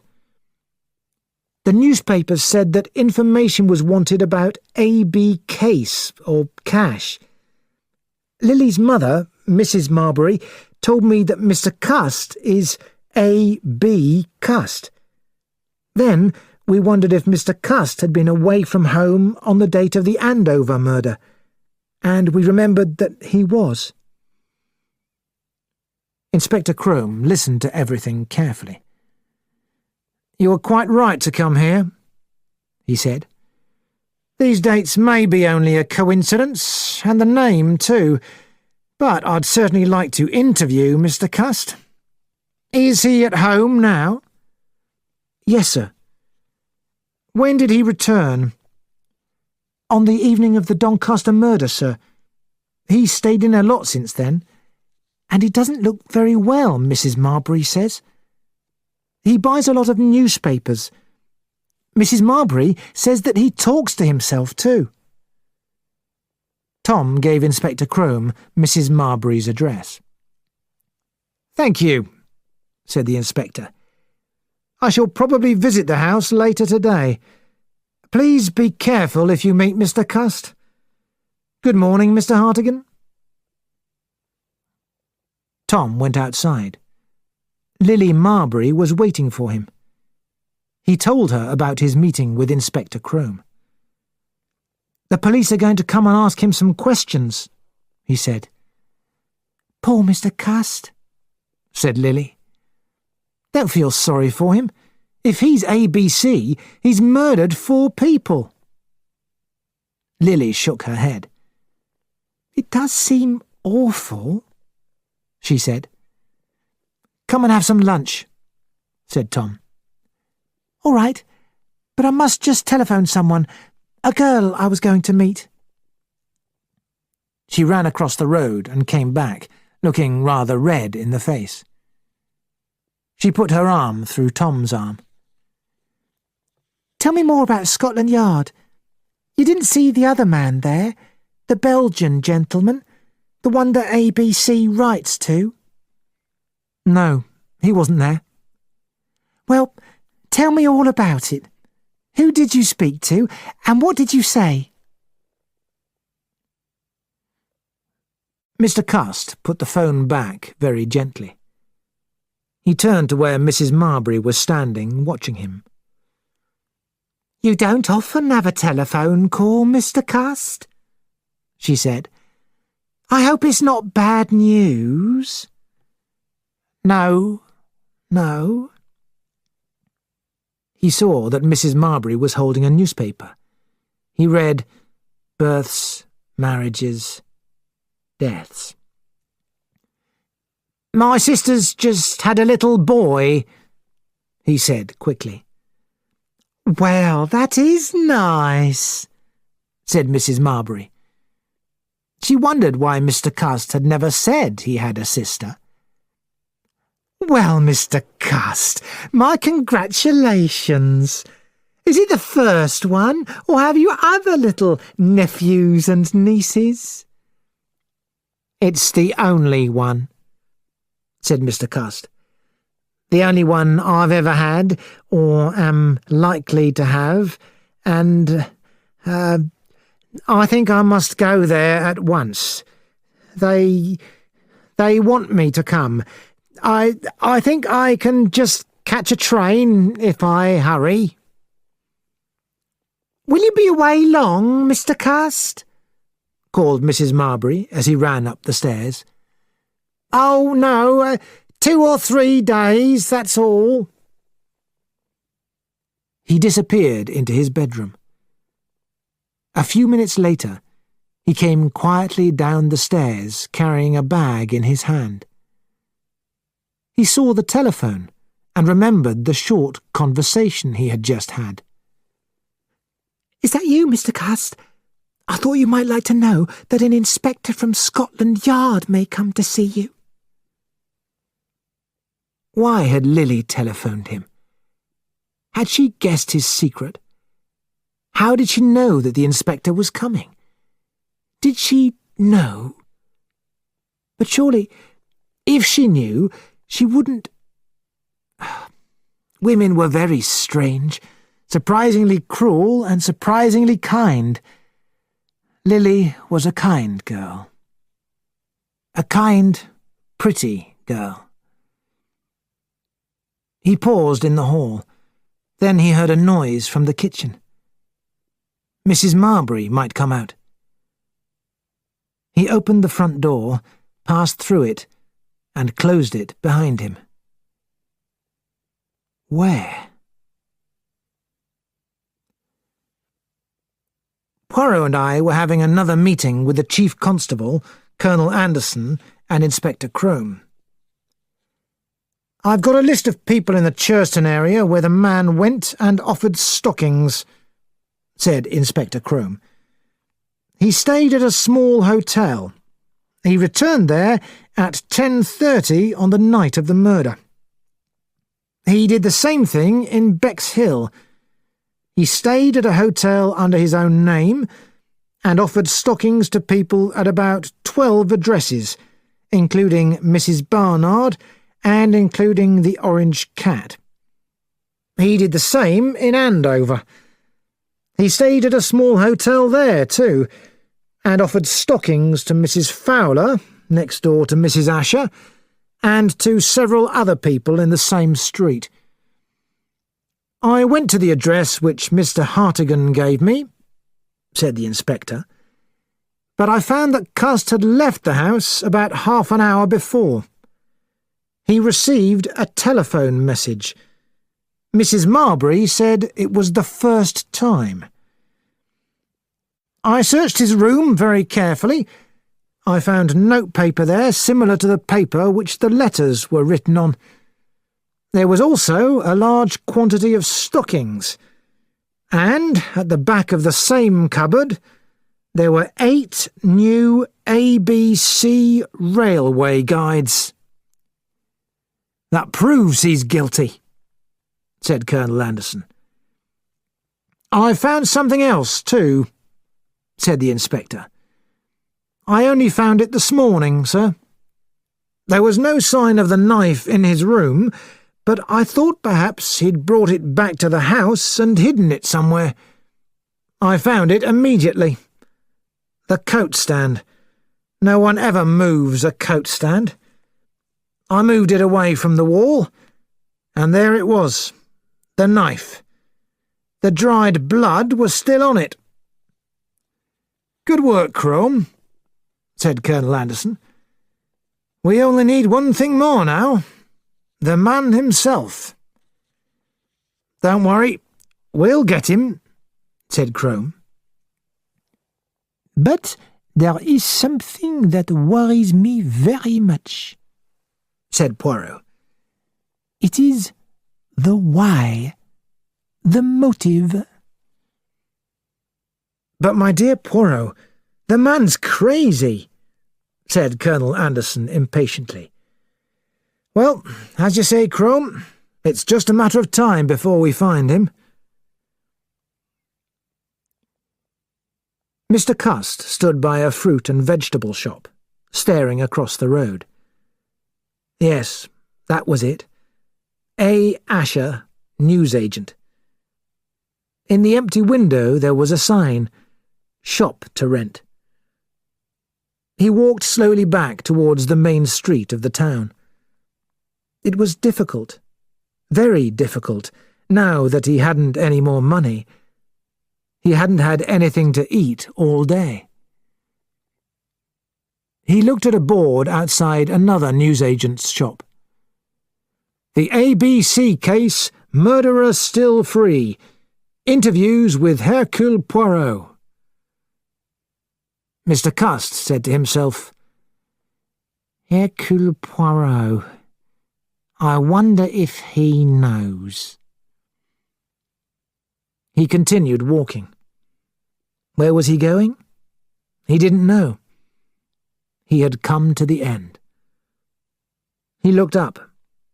There were lights in front of him, and letters. Police station. "That's funny," said Mr. Cust. He gave a little laugh. Then he stepped inside. Suddenly, as he did so, he fell forward. Chapter 11. And Catch a Fox. "He said the whole country would talk about me. But he said I would die a violent death." It was a clear November day. Dr. Thompson and Chief Inspector Japp had come to tell Poirot about the police case against Alexander Bonaparte Cust. "What's your opinion of Cust?" Poirot asked Dr. Thompson. "I don't know. He doesn't seem to be mad. He's an epileptic, of course." "Yes, that was clear when he fell into the police station in Andover," I said. But can a man murder someone and not know they've done it? In my opinion, Cust knows very well that he's responsible for murder, said Dr. Thompson. The letters prove that the murders were planned crimes. And we still have no explanation for the letters, said Poirot. Until I know why they were written, I shall not feel that the case is solved. Well, I must go, said Dr. Thompson. He went out. Japp stayed. So, Cust has an alibi for the Bexhill murder, said Poirot. Yes, said the inspector. And his alibi is very strong. A man called Strange has told us that he met Cust in the White Cross Hotel in Eastbourne on the evening of the 24th of July. After dinner, he and Cust played cards. Cust played very well. They played cards until midnight and separated at 10 minutes past midnight. So, if Cust was in a hotel in Eastbourne at that time, he couldn't strangle Betty Barnard on the beach at Bexhill between midnight and 1 o'clock. Eastbourne is about 22 kilometres away from Bexhill, and it would take some time for him to get there. It is a problem, yes, said Poirot. We know that Cust carried out the Doncaster murder, the coat with the blood, the knife, that's certain. He carried out the Churston murder. He carried out the Andover murder, so he also did the Bexhill murder. But I don't understand how. Tell me, Hastings, said Poirot after Japp had gone. Do you think the case is finished? Well, yes, we've got the man, and we've got most of the facts. Poirot shook his head. But until we know all about the man, the mystery is as deep as ever. And we know nothing at all. We know where he was born. We know that he fought in the war and was hit on the head.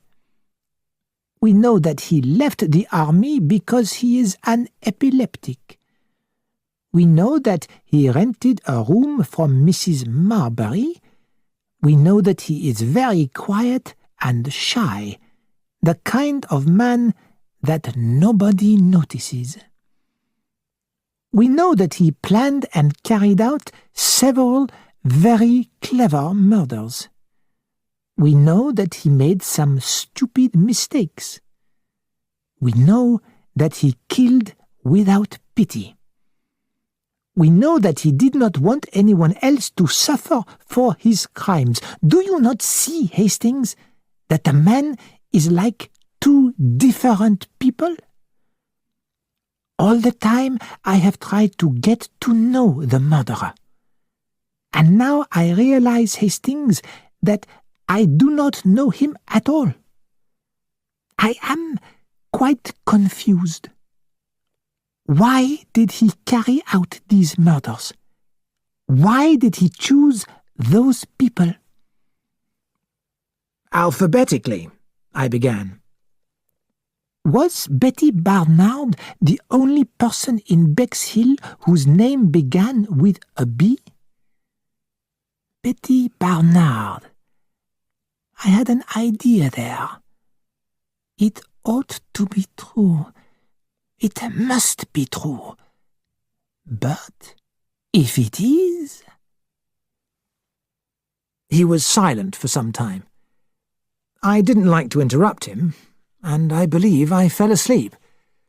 Suddenly I woke to find Poirot's hand on my shoulder. Mon cher Hastings, he said, always you help me.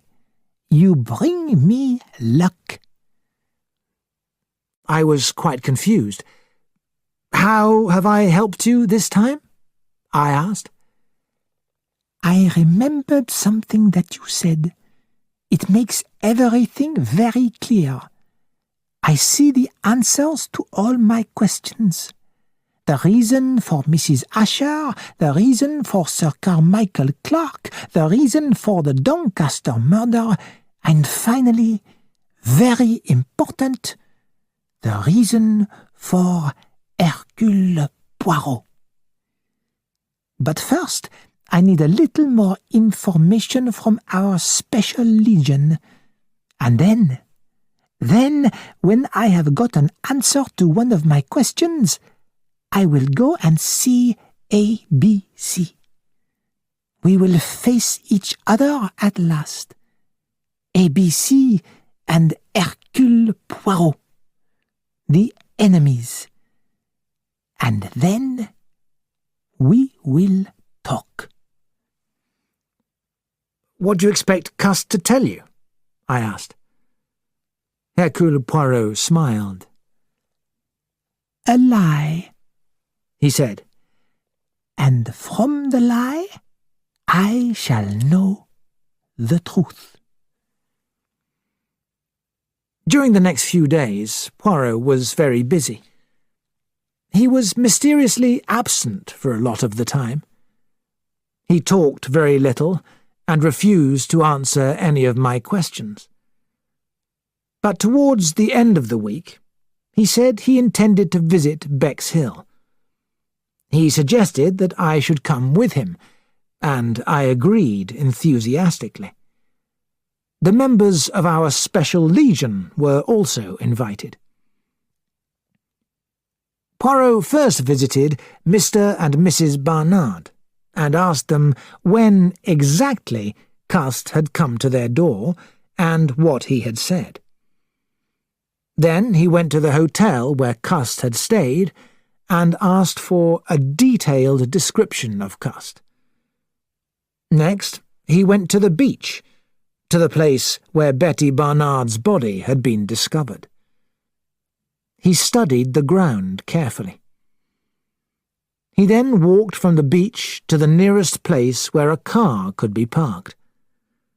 From there, he went to the place where the Eastbourne buses waited before leaving Bexhill. Finally, he took us all to the Orange Cat Cafe, where the fat waitress, Millie Higley, served us tea.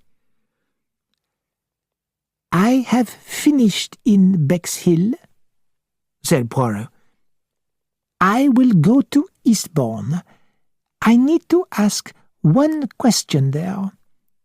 It is not necessary for you all to come with me, but come back to the hotel and let us have a drink. That tea was horrible.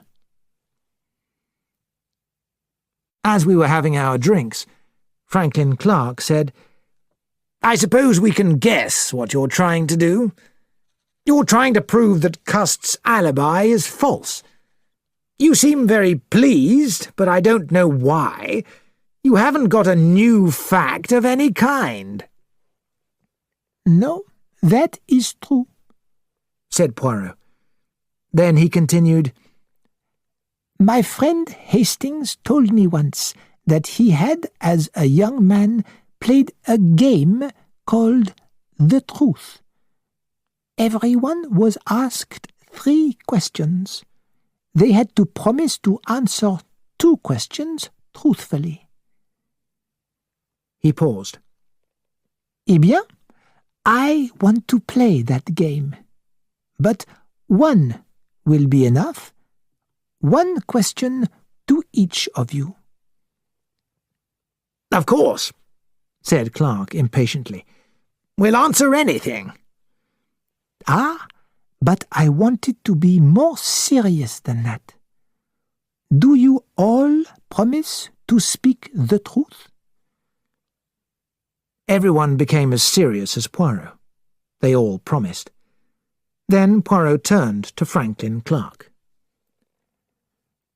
What did you think of the hats that the ladies wore at Ascot this year? Franklin Clark stared at him in surprise. Is this a joke? Certainly not. Clark began to smile. Well, Monsieur Poirot, I didn't actually go to Ascot, but I saw some of the women driving to the races, and their hats this year were an even bigger joke than the hats they usually wear. Poirot smiled and turned to Donald Fraser. When did you take your holiday this year? Fraser stared. My holiday? The first 2 weeks in August. Then Poirot turned to Thora Grey, and I heard a slight change in his voice. His question came sharp and clear. Mademoiselle, after Lady Clark's death, did you hope to marry Sir Carmichael? The girl jumped up. How dare you ask me such a question? It's insulting. Perhaps, but you have promised to speak the truth, yes or no. Sir Carmichael was wonderfully kind to me. He treated me almost like a daughter, and that's how I felt to him. I was fond of him, and grateful too. Excuse me, but that is not answering yes or no, mademoiselle. The answer, of course, is no. He turned to Megan Barnard. The girl's face was very pale. Mademoiselle, what do you hope will be the result of my questions? Do you want me to find out the truth or not? Megan's head went back proudly. No, she said clearly. We all jumped. Poirot sat forward, studying her face. Mademoiselle Megan, he said, you may not want the truth, but you can speak it, he said. He turned towards the door, then remembered Mary Drower. Tell me, have you a young man? Mary looked at him nervously. Oh, Mr. Poirot, well, I'm not sure. Poirot smiled. Then he looked round for me. Come, Hastings, we must start for Eastbourne. The car was waiting, and soon we were driving along the coast road that leads through Pevensey to Eastbourne. Poirot seemed very pleased with himself. As we passed through Pevensey, he suggested that we should stop and look at the castle there. As we were returning to the car, we passed a group of children in a circle singing a song. What is it they are saying, Hastings? Asked Poirot. I listened until I understood.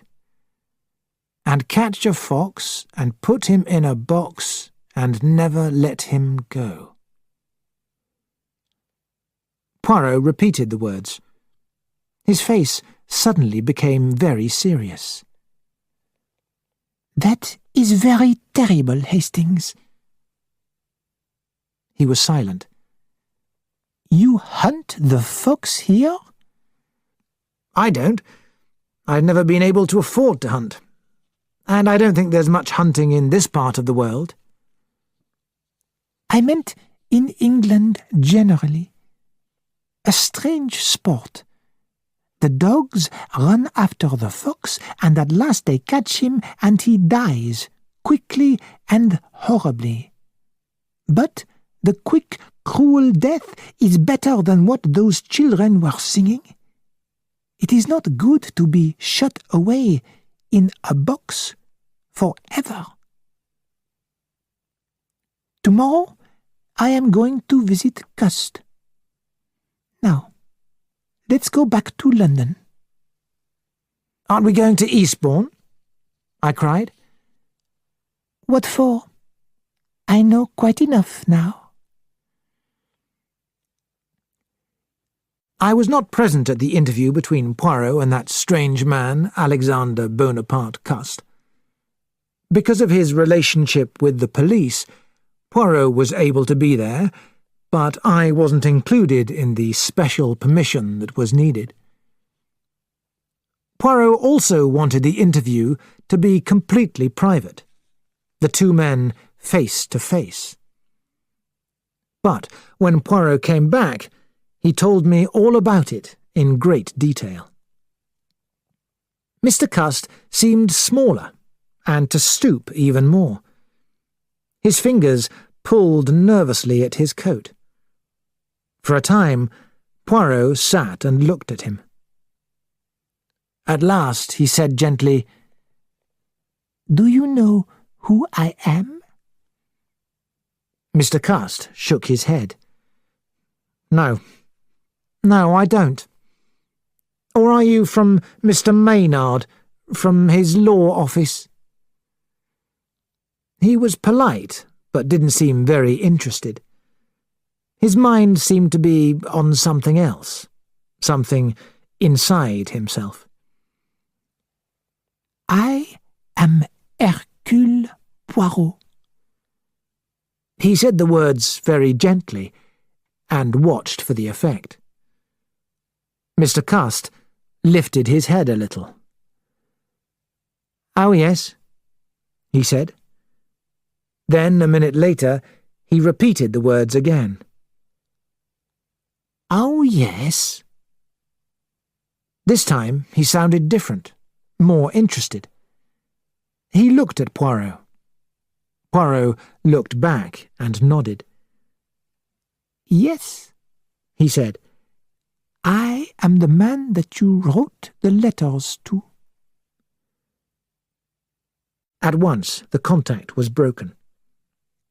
Mr. Cust dropped his eyes and spoke crossly. "I never wrote to you," he said. "Those letters weren't written by me. I've said so again and again." "I know," said Poirot.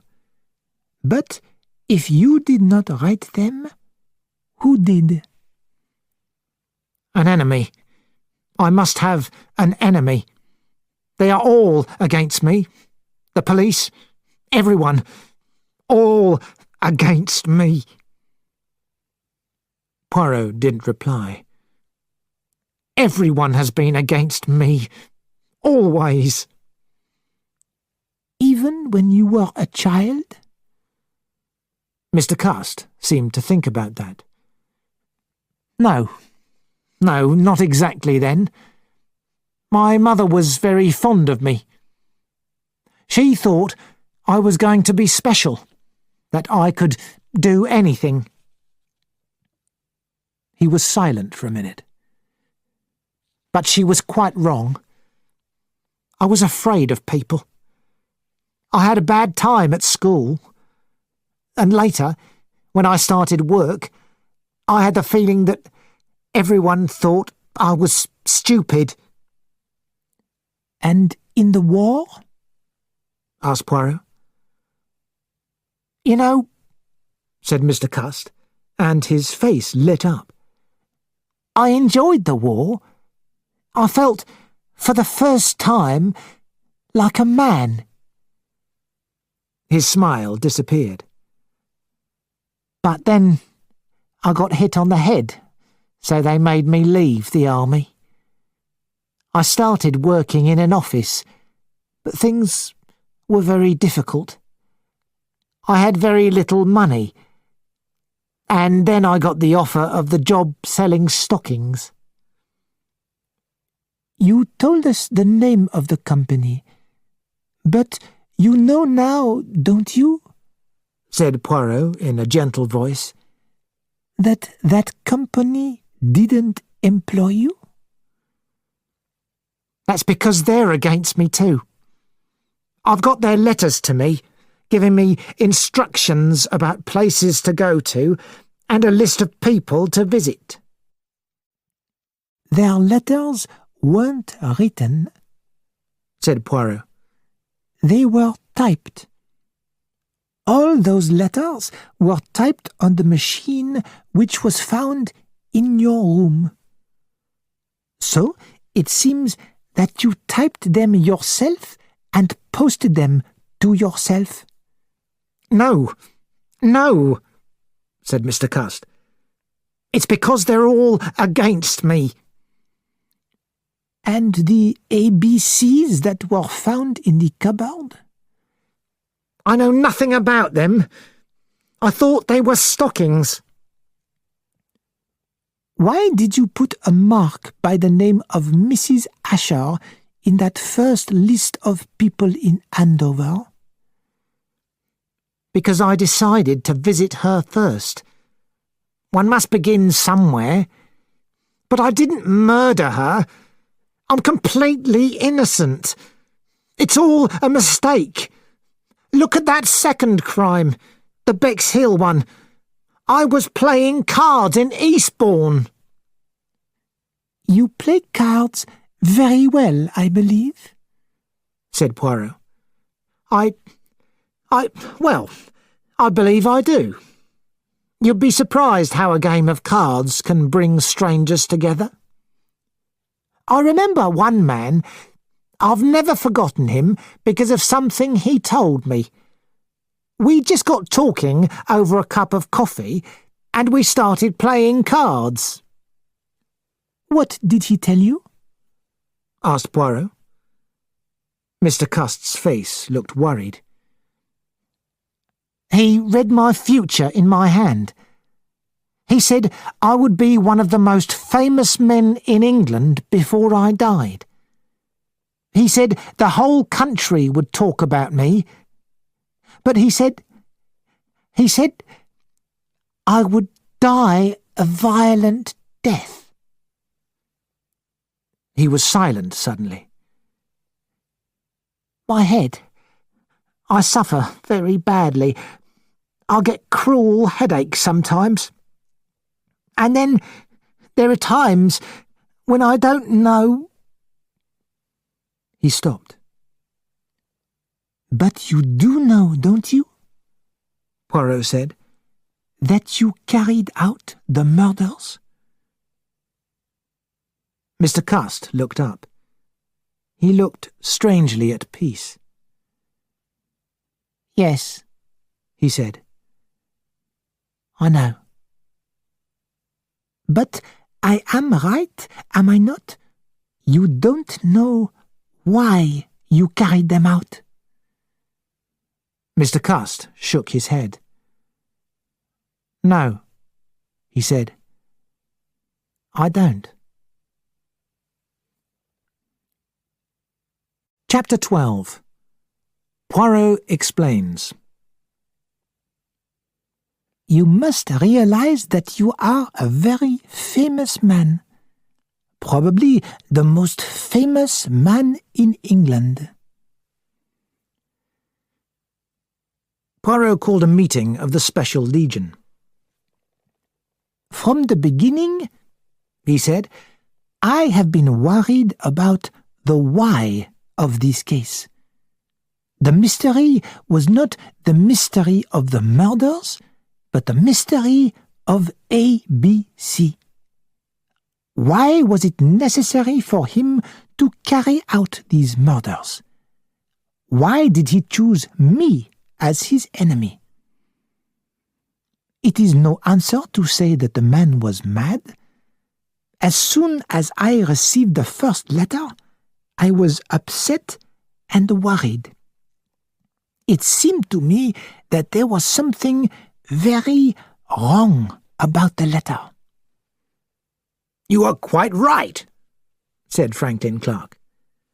"Yes, but then at the beginning I made a serious mistake. The letter made me very worried. The police thought it was a joke. I was sure that a murder would happen in Andover. As you know, a murder did happen. There was no way of knowing who the person was who had carried out the murder, I had to try and understand what kind of a person had done it. I had to discover the motive of the crime, the motive of the letter. Why did the murderer send the letter to me? Why not to Scotland Yard or to a newspaper? Why to Hercule Poirot? Was it for a personal reason? Then the second letter arrived, and was followed by the murder of Betty Barnard. It became clear now that the murders were going to take place according to an alphabetical plan. But why did ABC need to carry out these murders? When we think about the 4 victims, or 3 of them, since I know very little about Mr. Downs or Mr. Earlsfield, we realize that it was possible for the murderer to kill them without anyone suspecting him. The clear suspects were Franz Asher, Donald Fraser, or Megan Barnard, or possibly Mr. Clark. Why then did the murderer need to call attention to himself? Why did he need to leave on each body an ABC railway guide? I was learning certain things about the murderer. His crimes were listed alphabetically. That was clearly important. His victims were men and women and of different ages, so age and sex were not important to him. The choice of the ABC suggested to me that it was someone who was interested in railways. This is more common in men than in women. Small boys love trains more than small girls. It might be a sign, too, of someone whose mind was not of an adult, someone who was still a boy. The death of Betty Barnard gave me other clues. She was strangled with her own belt. Therefore, she was killed by someone she was friendly with. Betty Barnard liked attention from good-looking men. She went out with ABC, so he was attractive to women. Donald Fraser jumped up angrily. "Mr. Poirot, please." "It is finished," said Poirot. "I will say no more. We will pass to the next murder, the murder of Sir Carmichael Clark. Here, the murderer goes back to his first method, hitting the victim on the head. We were unlucky over this crime, since the warning letter did not reach us in time. Therefore, no preparations could be made to stop the crime. Then the clue of the stockings was discovered. The appearance of a stocking seller near the scene of each crime could not be a coincidence. So, he must be the murderer. But his description, as given by Miss Gray, did not match my picture of the man who strangled Miss Barnard. A 4th murder was carried out, the murder of a man named George Earlsfield. In mistake, we thought for a man named Downs. And now, the murderer's luck changes and ABC is at last arrested.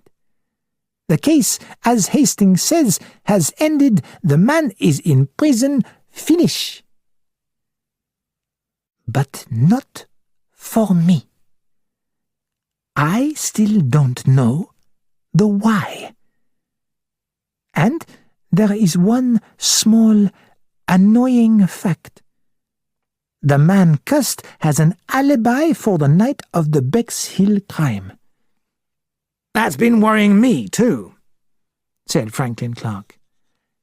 Yes, continued Poirot. The alibi seems real, but it cannot be real unless... And now we come to two very interesting ideas. Supposing, my friends, that while Cust was responsible for 3 of the crimes, the A, C, and D crimes, he did not carry out the B crime. Monsieur Poirot, it isn't... said Megan Barnard. Poirot silenced Megan Barnard with a look. Be quiet, mademoiselle, said Poirot. I want the truth. I have finished with lies. Suppose I say that someone else murdered Betty Barnard. Monsieur Poirot, surely all the crimes were done by the same person. Poirot took no notice of Megan and continued, I told you that there was a second idea. Supposing that someone else killed Betty Barnard. Did that someone else do the other murders too? But that doesn't make sense, cried Clark.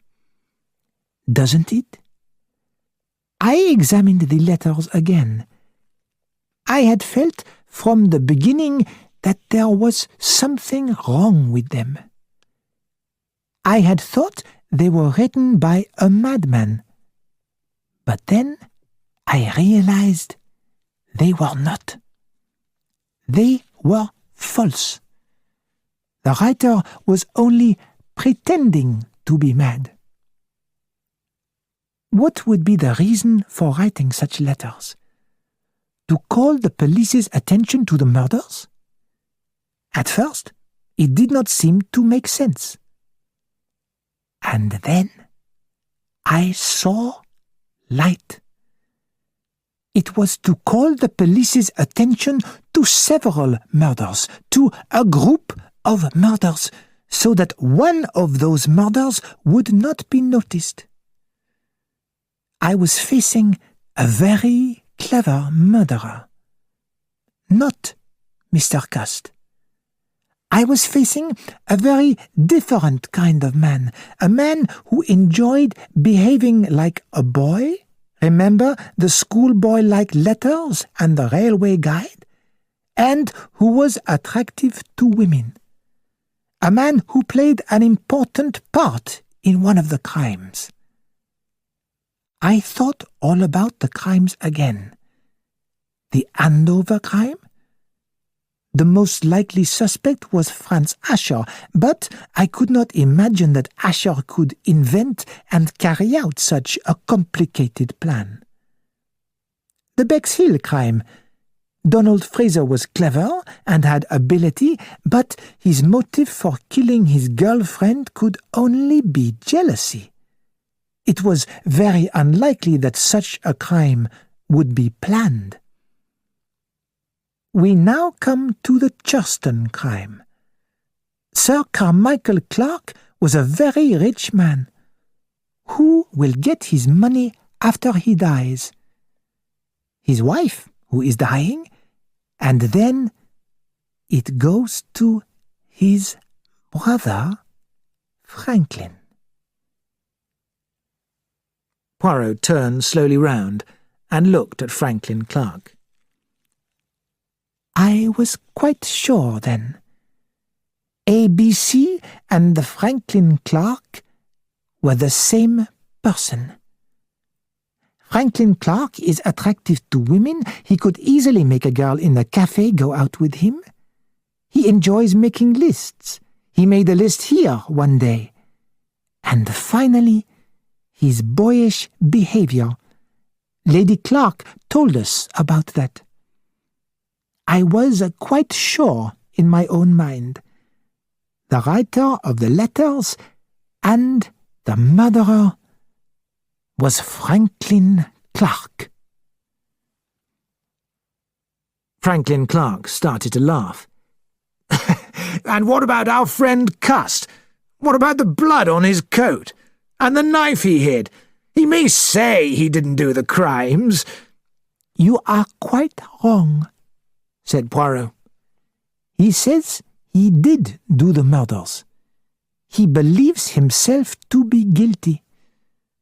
But as soon as I saw him, I knew he could not be guilty. He is not clever enough. No, there were two people who played a part in these crimes: the real murderer, clever and daring, and the false murderer, weak and stupid. I think you had the idea when you first met Mr. Cust in a coffee shop. You were thinking about murdering your brother. You showed me a letter your brother had written to you. In it, he showed how fond he was of Miss Thora Grey. You were afraid that when Lady Clark died, your brother might marry Miss Grey and have children. Then you would not get any of his money. Your meeting with Mr. Cust gave you an idea. His strange names, his epilepsy, and his weak character made him the tool that you were looking for. The whole alphabetical plan jumped into your mind. You contacted a company that made stockings and asked for a large number of stockings to be sent to Cust. You sent him a number of ABC railway guides. You wrote a letter to him, pretending that it came from the stocking company and offering him good pay for selling stockings. You made your plans so well that you typed all the letters that were sent later. Then you gave him the machine on which they were typed. You found two victims whose names began with A and B. You sent a list of customers in the Andover area to Cust, telling him to go there on a certain date. Mrs. Asher's name was on the list.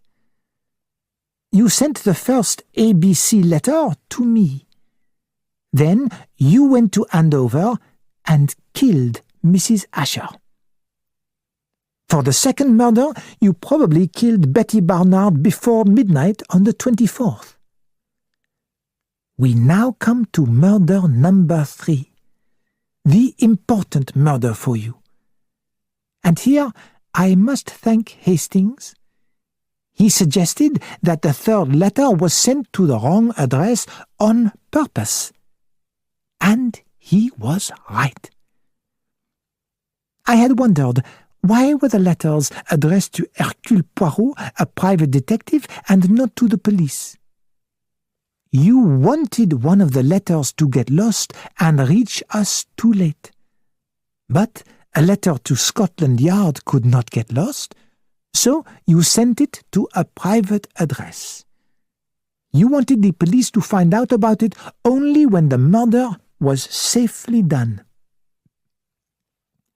Your brother's nightly walk gave you the opportunity. And everyone was thinking about ABC. Nobody thought that you might be guilty. After your brother's murder, your purpose was finished. You wanted Mr. Cust to be arrested as the murderer, but nobody had noticed him.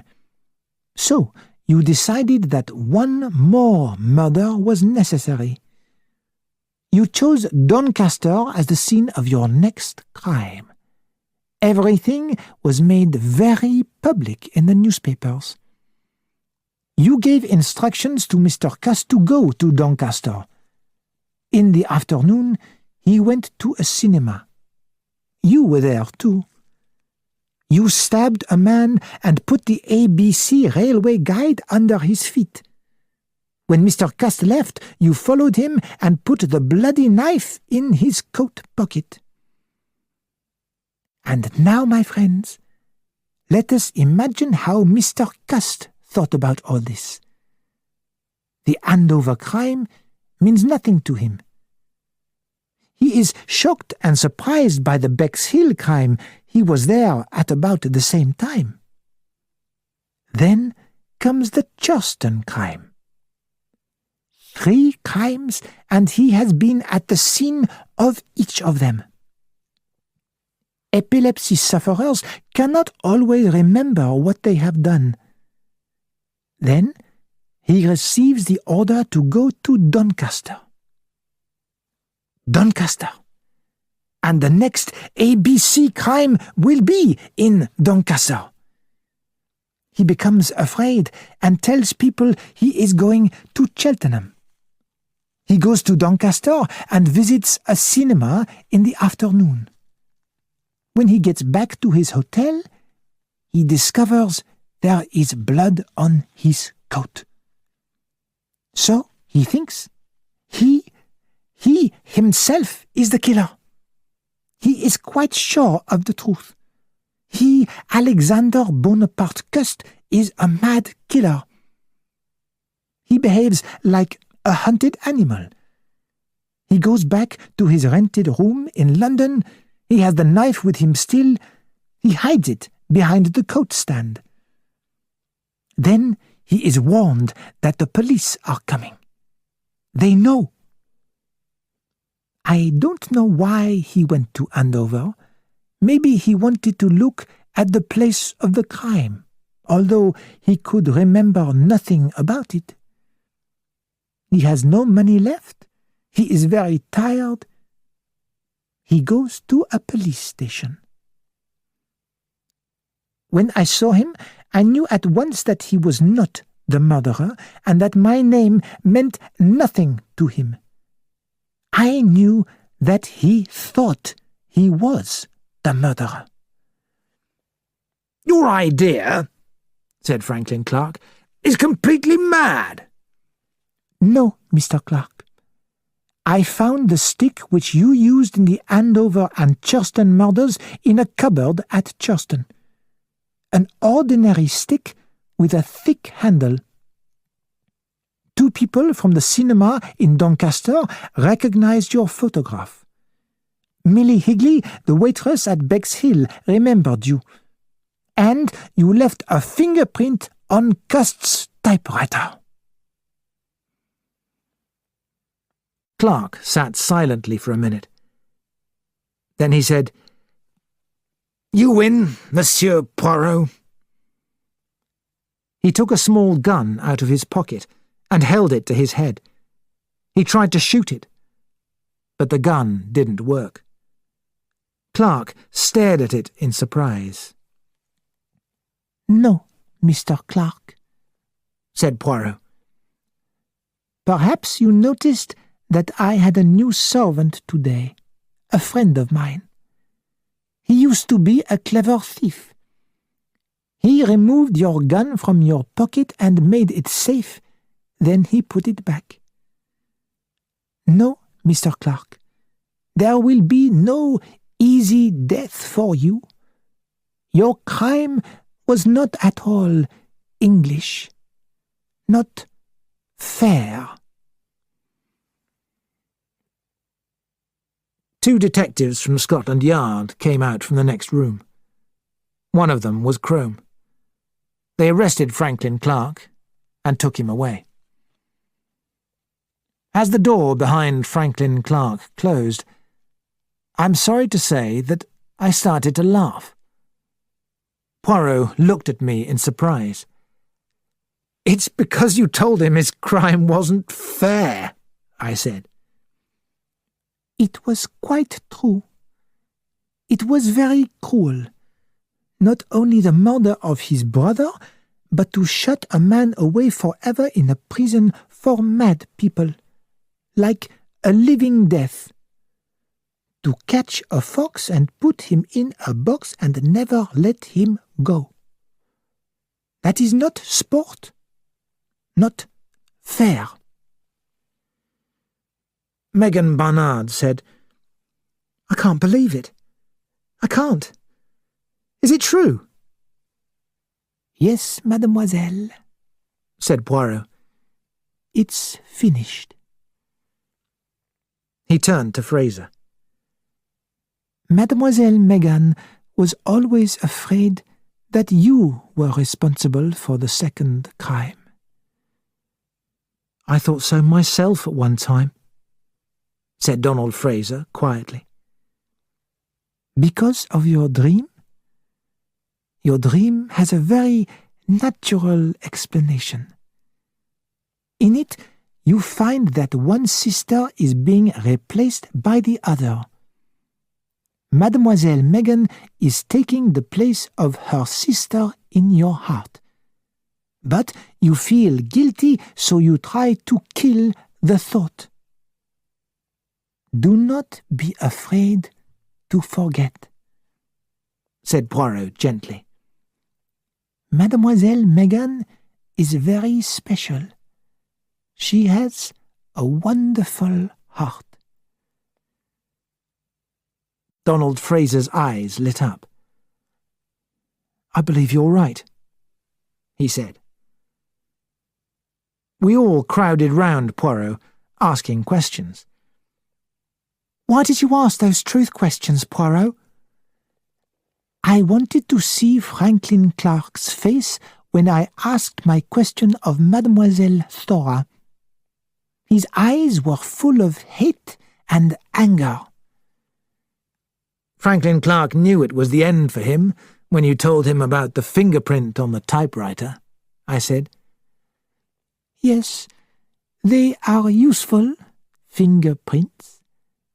I told him that to please you. But Poirot, I cried, wasn't it true? Not at all, mon ami, said Hercule Poirot. A few days later, we had a visit from Mr. Alexander Bonaparte Cust. He shook Poirot's hand and said, Do you know, a newspaper has actually offered me £100 if I tell them about my life. I really don't know what to do about it. You should not accept 100, said Poirot.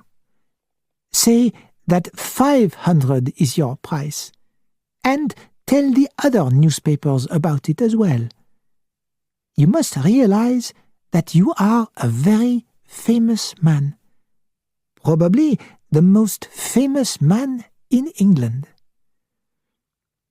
Mr. Cust looked very happy. Do you know, I believe you're right, Monsieur Poirot, said Mr. Cust. The money will be nice, very nice. I'll have a little holiday, and then I want to give a nice wedding present to Lily Marbury. Really, a dear girl. You are quite right, said Poirot. And just a word. What about a visit to an eye doctor? The reason for those headaches is probably that you need new glasses. Do you think so? Mr. Cust shook him warmly by the hand. You're a very great man, Monsieur Poirot. When Mr. Cust had left, my old friend smiled across at me. So, Hastings, we went hunting once more, did we not?